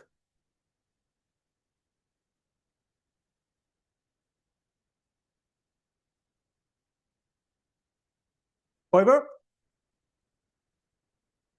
this is a size P. Okay, on this Q is chi, on Q. Here, you don't have a full basis of the state of dimension P. But there is nothing that prevents you from actually writing a full basis. So instead of doing that, you can actually complete the basis. So have here a P times P. You just have whatever QR gives you, plus you continue to have a full basis. And then the R will be whatever, like this, a lot of zeros. It will still be like that, and the rest will be zeros. And so if you look at NumPy, there is an option to get, I think the default is to get the stuff on the left. You want to get the minimum size, but you can continue until the full basis. Right? So this is called enrichment. You just add more vectors, and this will be, okay, and if you do that, here, now,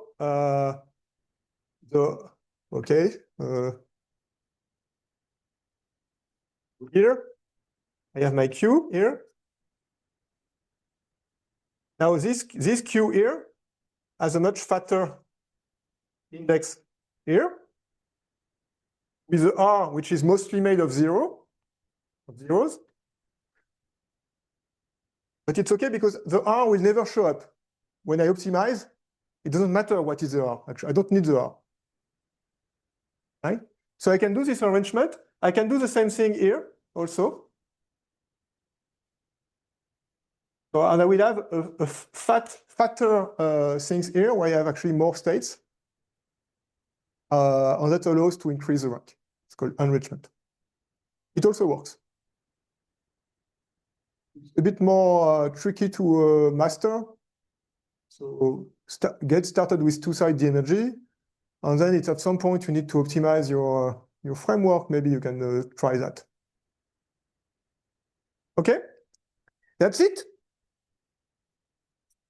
We are done with quantum computers first. We have emulated in every possible way using tensor networks. I mean, there are other techniques, and well, actually, even using tensor networks, there are other techniques. So, but you get the flavor. I mean, if you pick up a paper on quantum computer simulation using tensor network, you should be able to find your way. If it's not something that you have seen, it's a cousin or an extension to more complex tensor network or something like that. And I think we have also pretty much seen all the basics operations. Essentially, everything boils down to some sort of d energy or some canonical forms. And now we can start to play around on actually solve stuff with that. Okay. So now I want to switch to actually where all these things started, which means to solve quantum Lie-Body problem. And so the quantum Lie-Body problem I want to solve is called the transverse field Ising model. I picked up this one for several reasons. One of them is that I did not need to introduce fermionic operators because half of the time there is at least a quarter of the room that doesn't know really well second quantization, and then they get lost. So that was a technical aspect. Also because it allows me to stay in the framework of quantum computing. I mean, these transverse Isings, they are essentially some sort of weak version of quantum computer. I will explain a bit why. And essentially, they give me everything I need to explain this algorithm. So why looking for more complex? It's the simplest of the many-body problem, right? It's really you can also attack it with quantum Monte Carlo. It's fermion-free, so there is no sign problem in it. So I would say it's a good starting point. Okay, so transverse field Ising.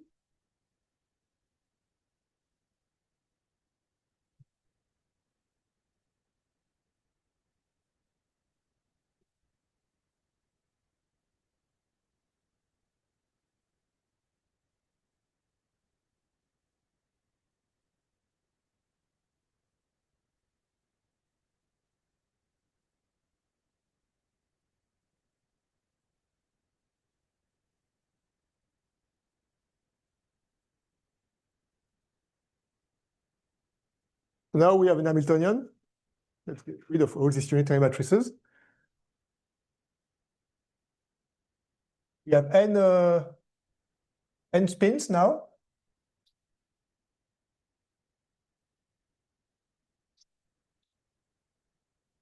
And so the first thing we have is Ising interaction. These are the Pauli matrices again. So it means that if spin I and j, I mean, j can be positive, then it's antifermatic interaction, or negative, then it's Aij positive antiferromagnetic.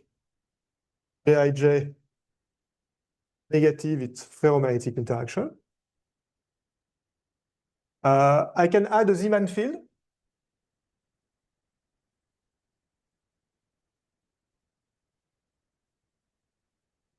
It doesn't depend on the side. So at this stage, it's a purely classical model, right? If I just take I just take a configuration S, so state S equal up, down, down, for instance, like this.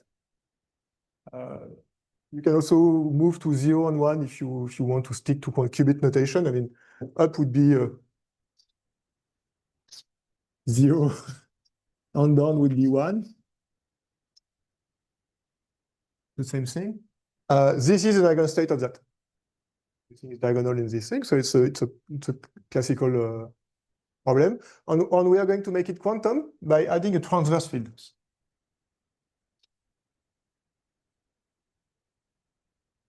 right? Without the last term, it's Even the Rudolph field, I mean, if you take field 0, it goes back to 1.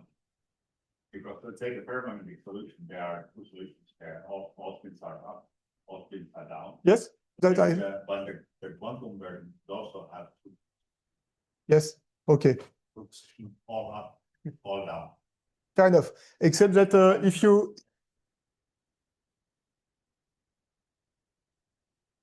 No, but okay, yes and no. In the sense that all these things will get spontaneous symmetry breaking. Yeah, that's quantum version. It does. I mean, the ground state, if you look at the ground, if you have the, no, of course, you can create any superposition and look at the quantum evolution. In that sense, even the classical version is quantum if you want, if you start with something which is a superposition. But if you look at the ground state, it has the same property. No, the quantum ground state of anti-permanent case is a superposition which you don't have. No, but again, if any infinitely small staggering field is going to break, Sure. as in the classical case. Yeah, but that's. You're correct mathematically, but physically you're wrong. You see what I mean? Like physically, there is a single ground state. But okay, let's not. The point is that you don't need to diagonalize a big matrix to know the state of this thing, because you have the eigenstates, they are just classical states.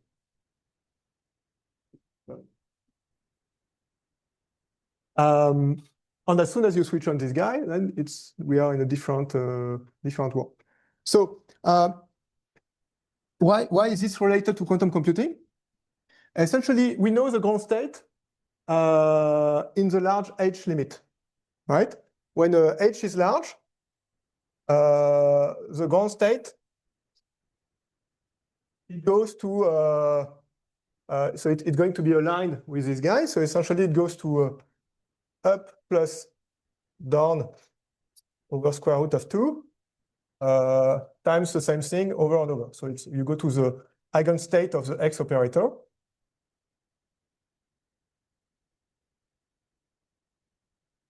And the energy is minus Hx number of qubits of spins. That's it. So you know the state, you know the ground state at large Hx. So you could prepare this state. It's a trivial state. It has no entanglement. It's a tensorial product. And the idea of quantum annealing is that if you decrease Hx very slowly, you're going to stay in the ground state. And eventually, at some point, Hx is 0, and you end up in the ground state of the Ising model. Okay, so it's called quantum annealing because it's a counterpart of thermal annealing, which would be classical annealing. Classical annealing would be you start at high temperature, you cool down, so you have for the classical problem, so you have a density matrix, probability, which is just Boltzmann weight, so exponential minus energy of the classical state divided by kT. You cool down the temperature, and eventually you end up in one of the ground states, if there are several, with probability 1. If you cool down slow enough that things are time to equivalent. Here, quantum annealing is the same thing, but now you just switch off the transverse field. Why are some people interested in that? Because finding the ground state of this guy is hard. As soon as you have frustration, so of course, if you just take a simple lattice,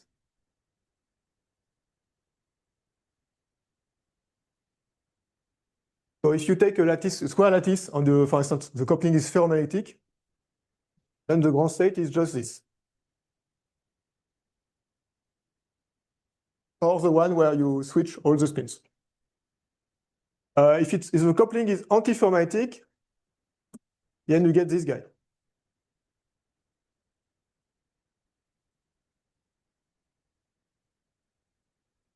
The antiferromagnetic ground state.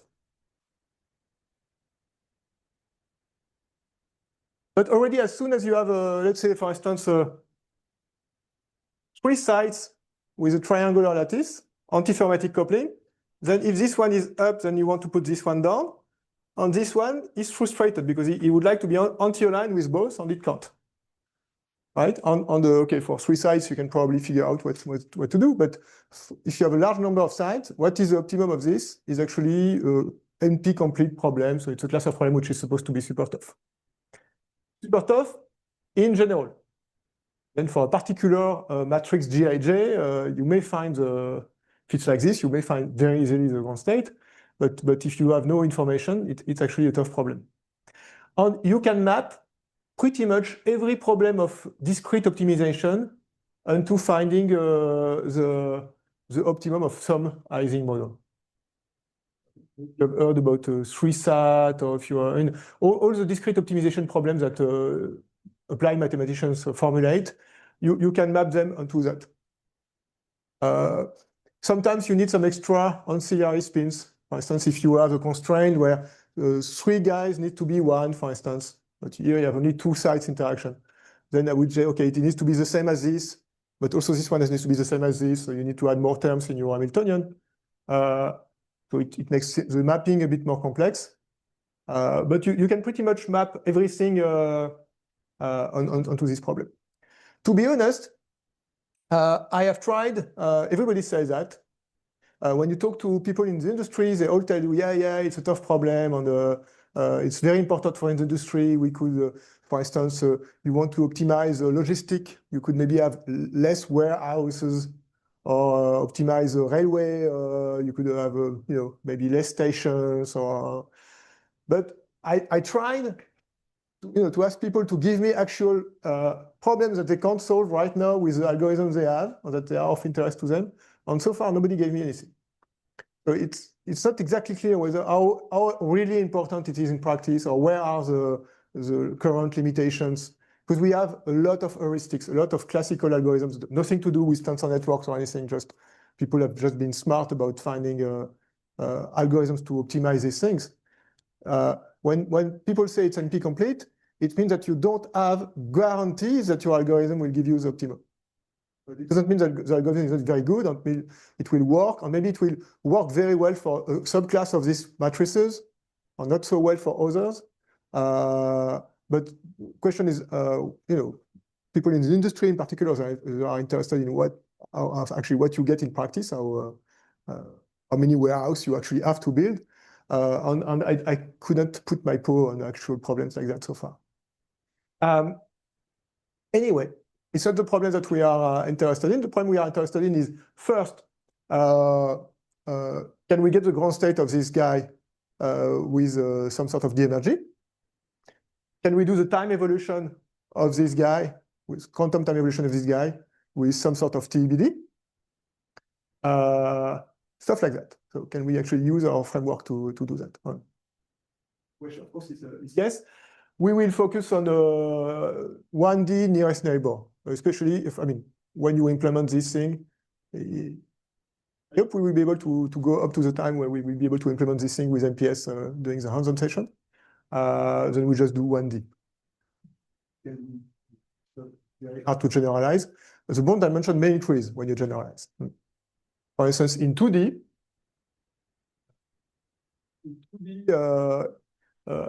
the algorithm we are going to explain now doesn't work that well. Kind of work, but it's very expensive. There are much better ones. All right.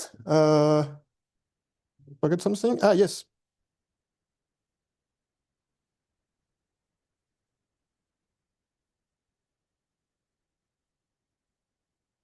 Going to bring back the skeptic in me one last time.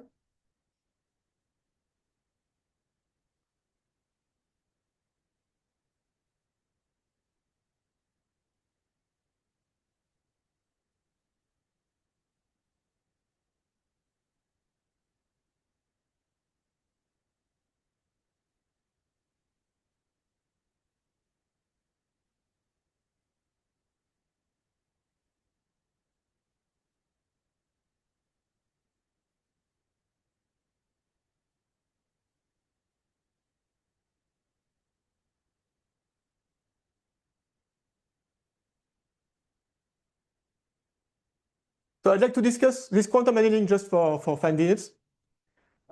Is it a good idea to switch off this field? Honestly, to me, it's not clear. This is Hx, and this is a spectrum. So this is energy. So I said the ground state is essentially minus Hx times n at large h. At 0, it's something. And essentially, the ground state is going to look like this, for instance. For instance. The upper part of the spectrum, and this is, let's say, for 1D, for instance, you have n minus 1 couplings. So it will be n minus 1 minus. Let's say it's antiferromatic, for instance, and this would be the antiferromatic ground state. And then here you will have the ferromatic ground state. It has the same energy but reverse. And goes like n. At the end, go to up minus down over square root of 2 times solid. And there are tons of states in the middle. We have an exponentially large matrix. There are 2 to the n states. And they may look like this, for instance. Like maybe you get something like this. I mean, you have to understand you have an exponential number of them. Like this, for instance. Right? So what's going to happen? And so we are essentially solving I dt of psi equal h of t. Psi means the quantum computer is supposed to do that. And h of t is h of hx equals 0.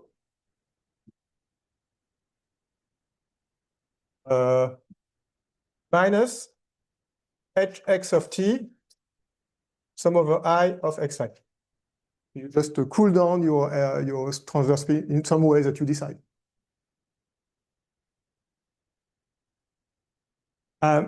So let me look at what happened here. I'm just going to look at 2 levels. And it's called the Landau-Zener problem.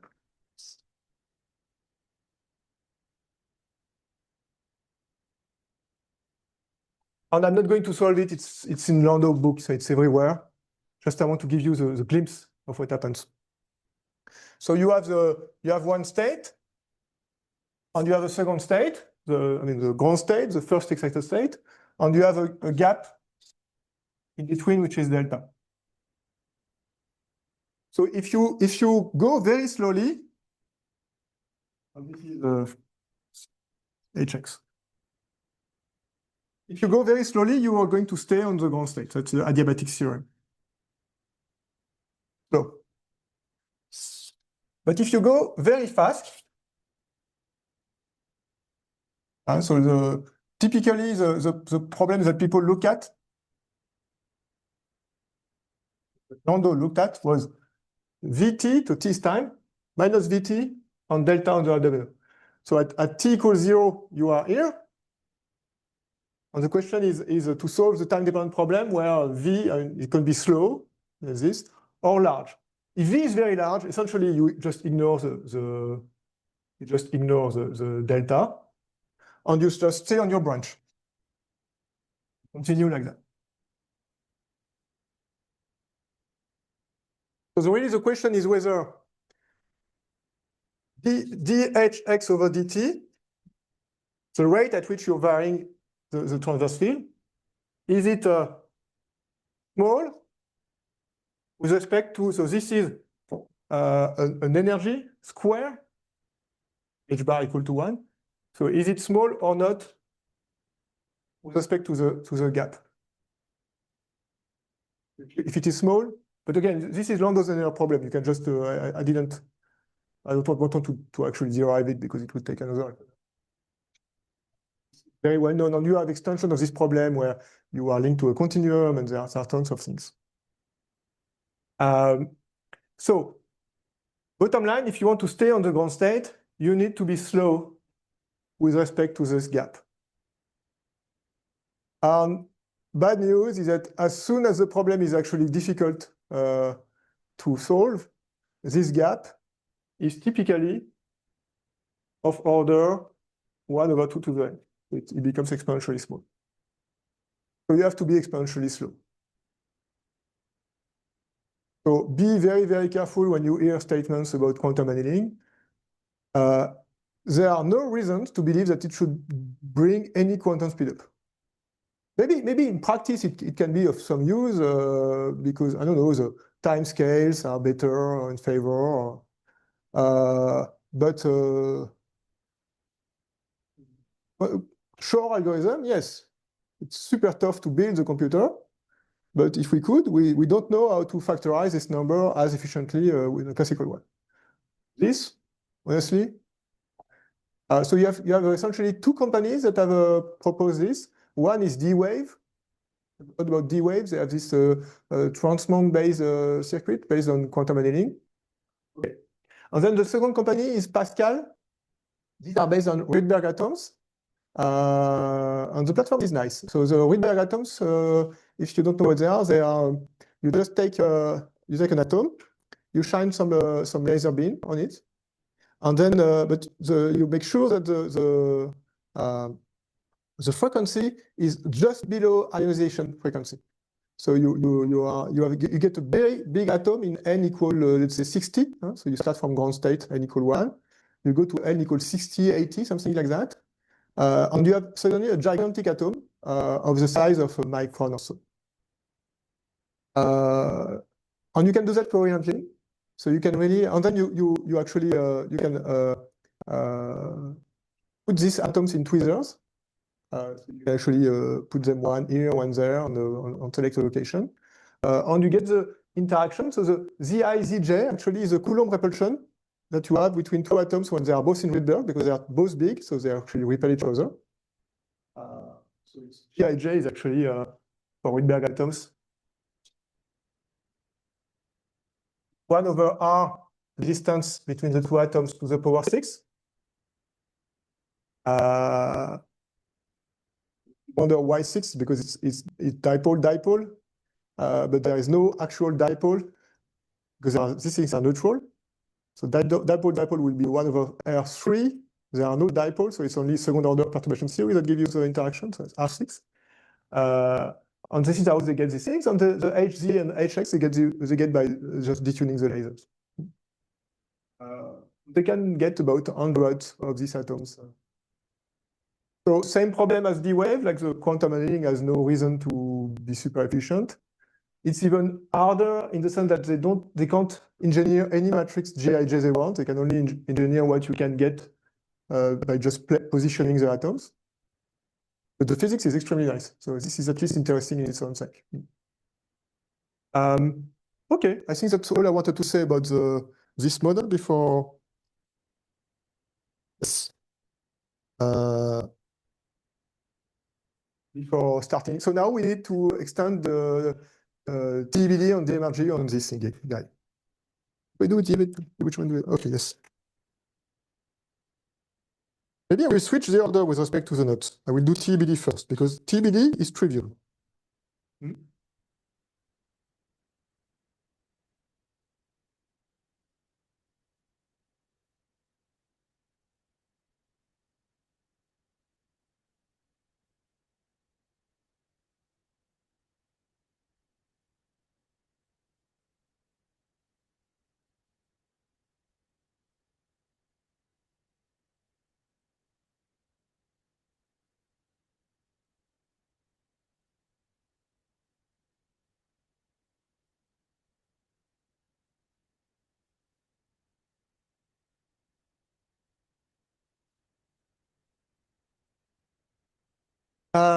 So let's do TBD. So we essentially have an initial state.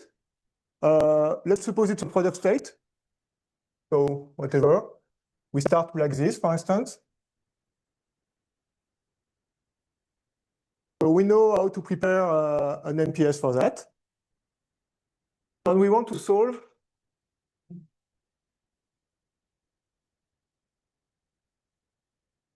the Schrödinger equations.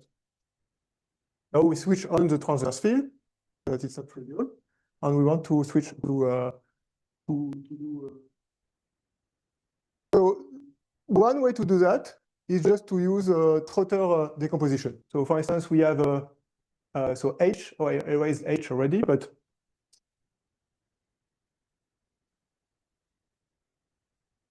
if I write H as the sum of the classical terms on the transverse term, right? Then what I want to have is, so I want to write the evolution operator, which I can decompose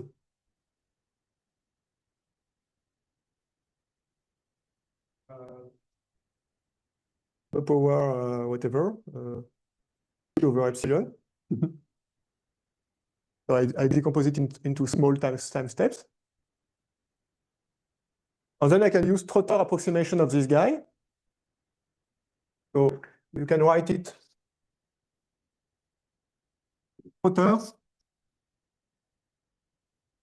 If you've seen it, you can Google it. I'm not going to. So it's exponentially.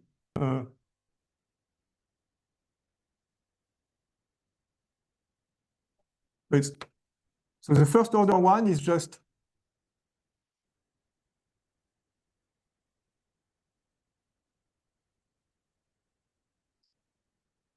this.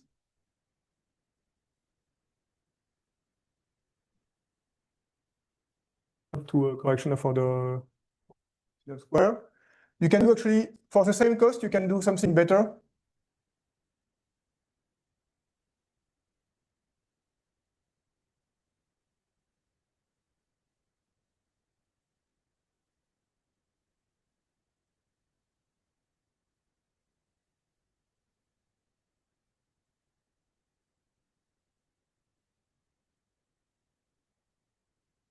This first order.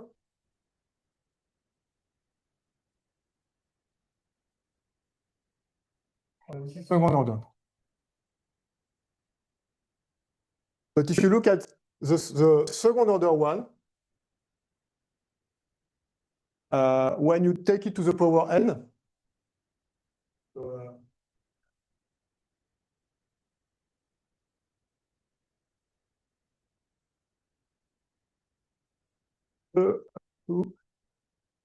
x epsilon.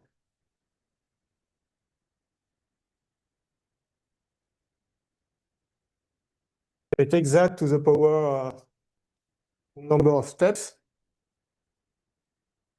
This one combined with this one of the next with the previous. So it's actually exponential minus I hz epsilon over 2, exponential minus I hx epsilon, exponential minus I hv epsilon to the power t over epsilon. Then you correct for the last one, plus I hz. So you see, if you take the first one, you just need to correct at the beginning and at the end, and you get the third order one for the price of the second order. Okay.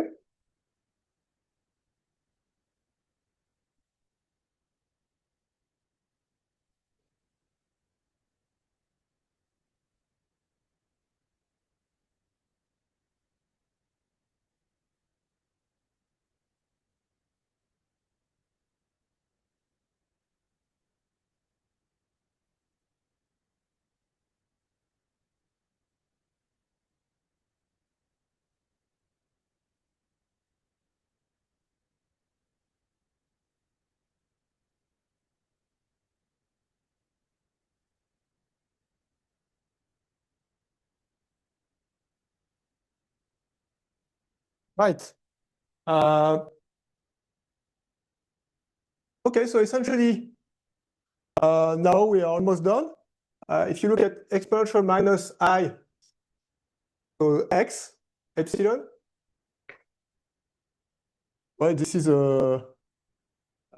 just get the exponential of by 2 matrix. I mean, So it's sum over xi. This is actually the product over I, or exponential minus xi epsilon. They all commute the X matrices with each other. You just need to compute the exponential of the X matrix.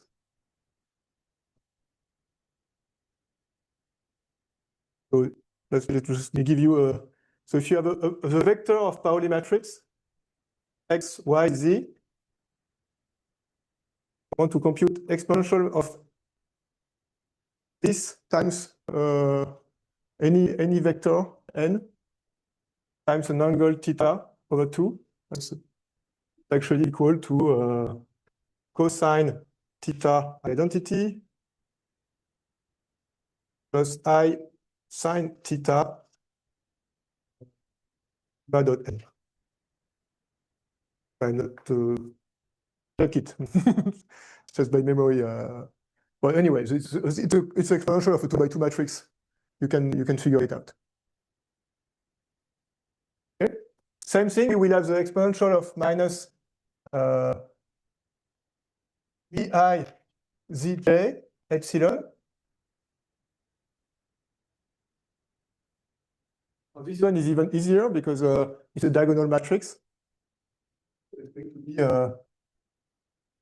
exponential minus I epsilon, exponential plus I epsilon, exponential plus I epsilon, exponential minus I epsilon. Exponential of a 2 by 2 matrix and factorizes also.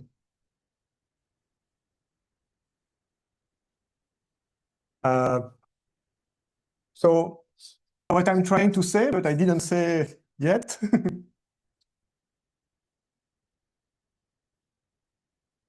that you have your HZ things, and you have the essentially the you have essentially gates for all the interactions. And they all commute with each other. For instance, you can put them like that. The Zeeman term, it's another gate.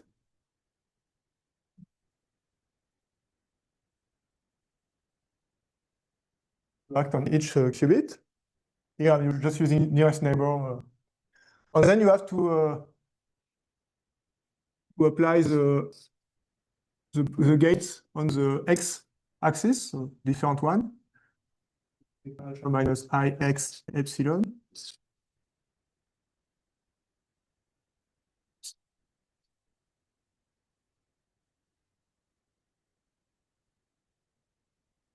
And repeat.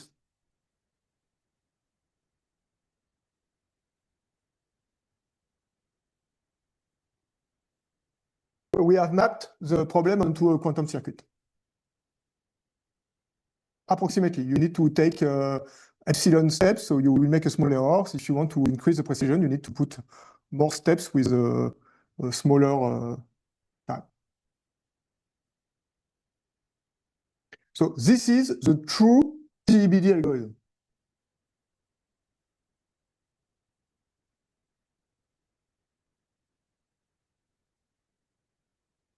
If you take this circuit and you apply the algorithm we designed for the approximate TEBD we designed for quantum circuit, you are actually doing the time evolution of your transverse sizing model.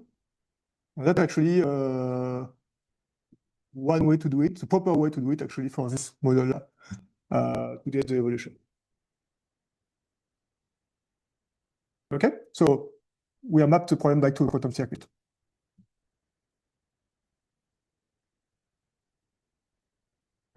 We have questions at this time. Like I didn't stop for questions so far. I should. Is everything crystal clear or starting to get foggy? So far today we have essentially started to use this compression to extend the NPS algorithm we had to include the compression. And then now we know that we can actually use that to do the evolution of an actual Hamiltonian by mapping it to a quantum circuit using Trotter. That's one way, there are other ways. There are tons of ways to do the dynamics. Yes. I'm kind of interested that the points that schematic will quantum is actually that you are considering Hamiltonian I mean your Hamiltonian for the Hamiltonian or two of us yes. Then You mean if you have three-level systems, for instance, what would you do? So on a classical computer, no problem. You can just do exactly the same thing, and your physical dimension would be 3 instead of 2, and that's it. So the simulation doesn't have any problem with that.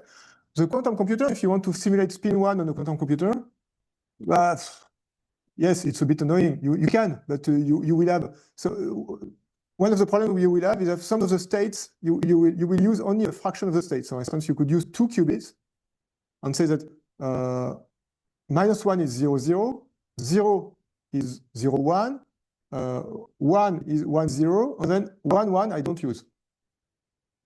But if you do that, you see that any leakage to 1, 1 is going to be a problem. It's like so. I mean, people have considered it, and they have all kind of ideas. But I mean, let's face it. Even simulating spin 1/2 right doesn't really work very well right now. So they are still far from simulating spin wise. the other point here is that the reason why you would not the problem the quantum computer was that you solved the problem that quantum computer solves, namely the abandonment Exactly. of system. Yes. You would have expectation value of the area. Expectation value, the only way to solve that is to sample. And then you have a precision that goes as 1/3 of number of samples. So to solve, to calculate expectation value is actually costly in a quantum computer. You need to repeat the experiment typically 1,000,000 times to get anything. No, it's not easy to get something useful. Even if we had very, very good quantum computers, it's not easy to get something really useful out of it. The algorithm that we are going to explain next is the actual D energy, so how to find the ground state of H. And that's easy for us, but it's very hard on a quantum computer. You could try quantum annealing, but then you would need to be very, very slow in going down. And there are some people who try to mimic some LibLab by adding extra qubits, ancilla qubits, to get some sort of environment, and trying to engineer some dissipation for the qubit that you are considering. I mean, very, very complex algorithms, but no real proof of anything in terms of speed of convergence or even. I mean, it's really tough. So getting the ground state or finite temperature is very, very hard on a quantum computer. Something I didn't say, okay, let me just give you, if you want the ground state, we are going to do it with the energy. But I could just remove the I here and do imaginary time TBD. I just remove the I everywhere. Everything still works, Trotter works, everything works. And then I just applying exponential minus tau h on any state, and that's going to project it onto the ground state. So I will get my ground state. So imaginary time TBD is one way to get the ground state. We are going, the energy is better, but this could work. Yeah. Any other question? 10 minutes left. I'm wondering whether I should get started. Okay, maybe I can get started on the energy then.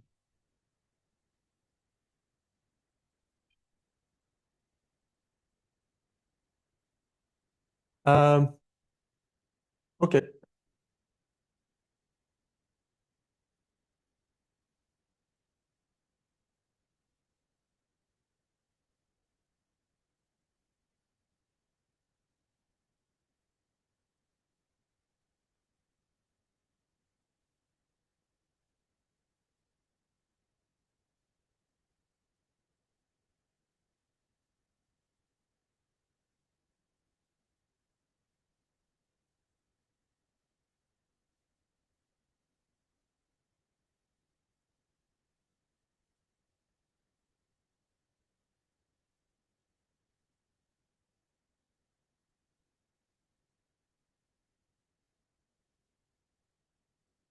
So we finally arrive at the true D energy now.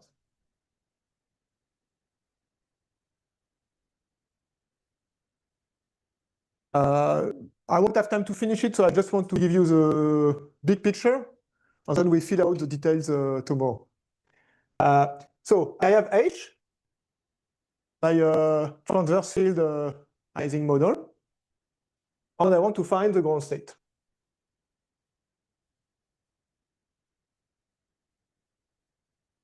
In the form of an MPS, of course. Okay.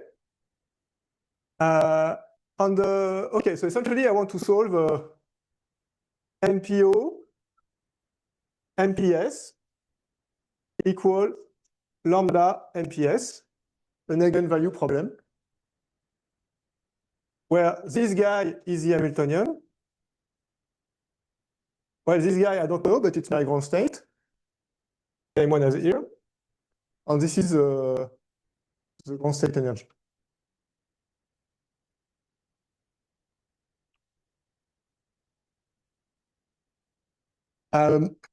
Okay, so for that, I need to solve two problems.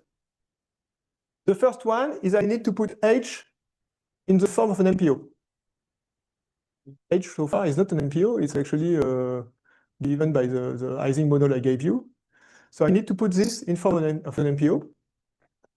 And it can be done analytically. So we will just do it. Just look at it in the eye and what's the MPO? Rank 3 MPO. Very small bond dimension. So this is what we will do. So one, turn H to an MPO. And you will see when we do it. So I will do it for this particular example, but the way it works, you will see that essentially any local Hamiltonian where the interaction is local, you can turn it into a finite rank MPO. Okay. So okay, we will just do that. And then, well, we need to find a way to solve eigenvalue problems. And since we are only interested in the ground state, what we really going to do is we want to minimize psi H psi with a psi an MPS. So we are going to essentially, if you minimize over all possible psi, then you get the actual ground state. If you minimize over all psi that are an MPS of rank up to this, then it's a variational approach. It's as good as your bond dimension. The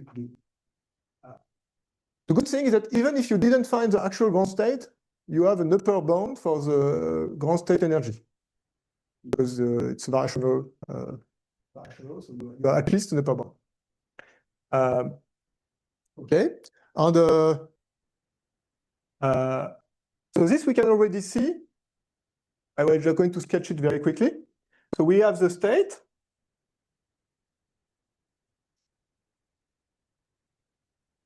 Then we have the MPO for the Hamiltonian. Then we have the state again. Star.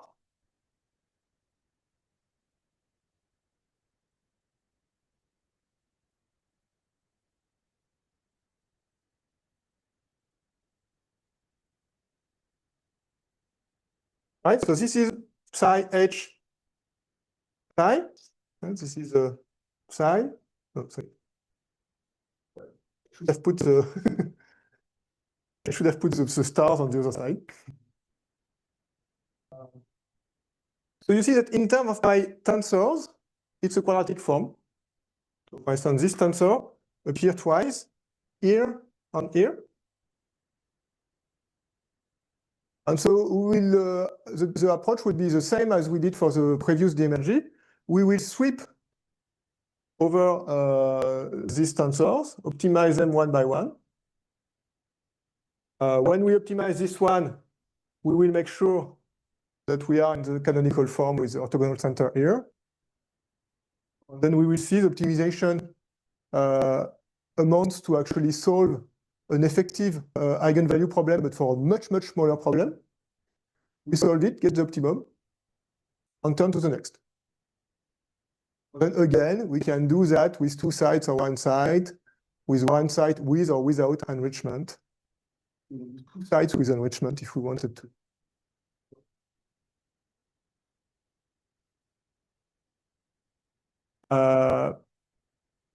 Essentially, that will be it. Okay, so that's it's not going to take us a lot of time. Yes? Yes. No, you optimize for both simultaneously. You really take the quadratic form. Yeah. We are going to do the details tomorrow. Yes, so to anticipate, you will have to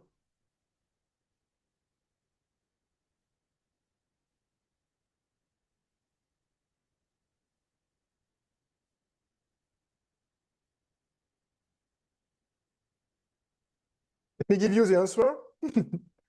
But okay, you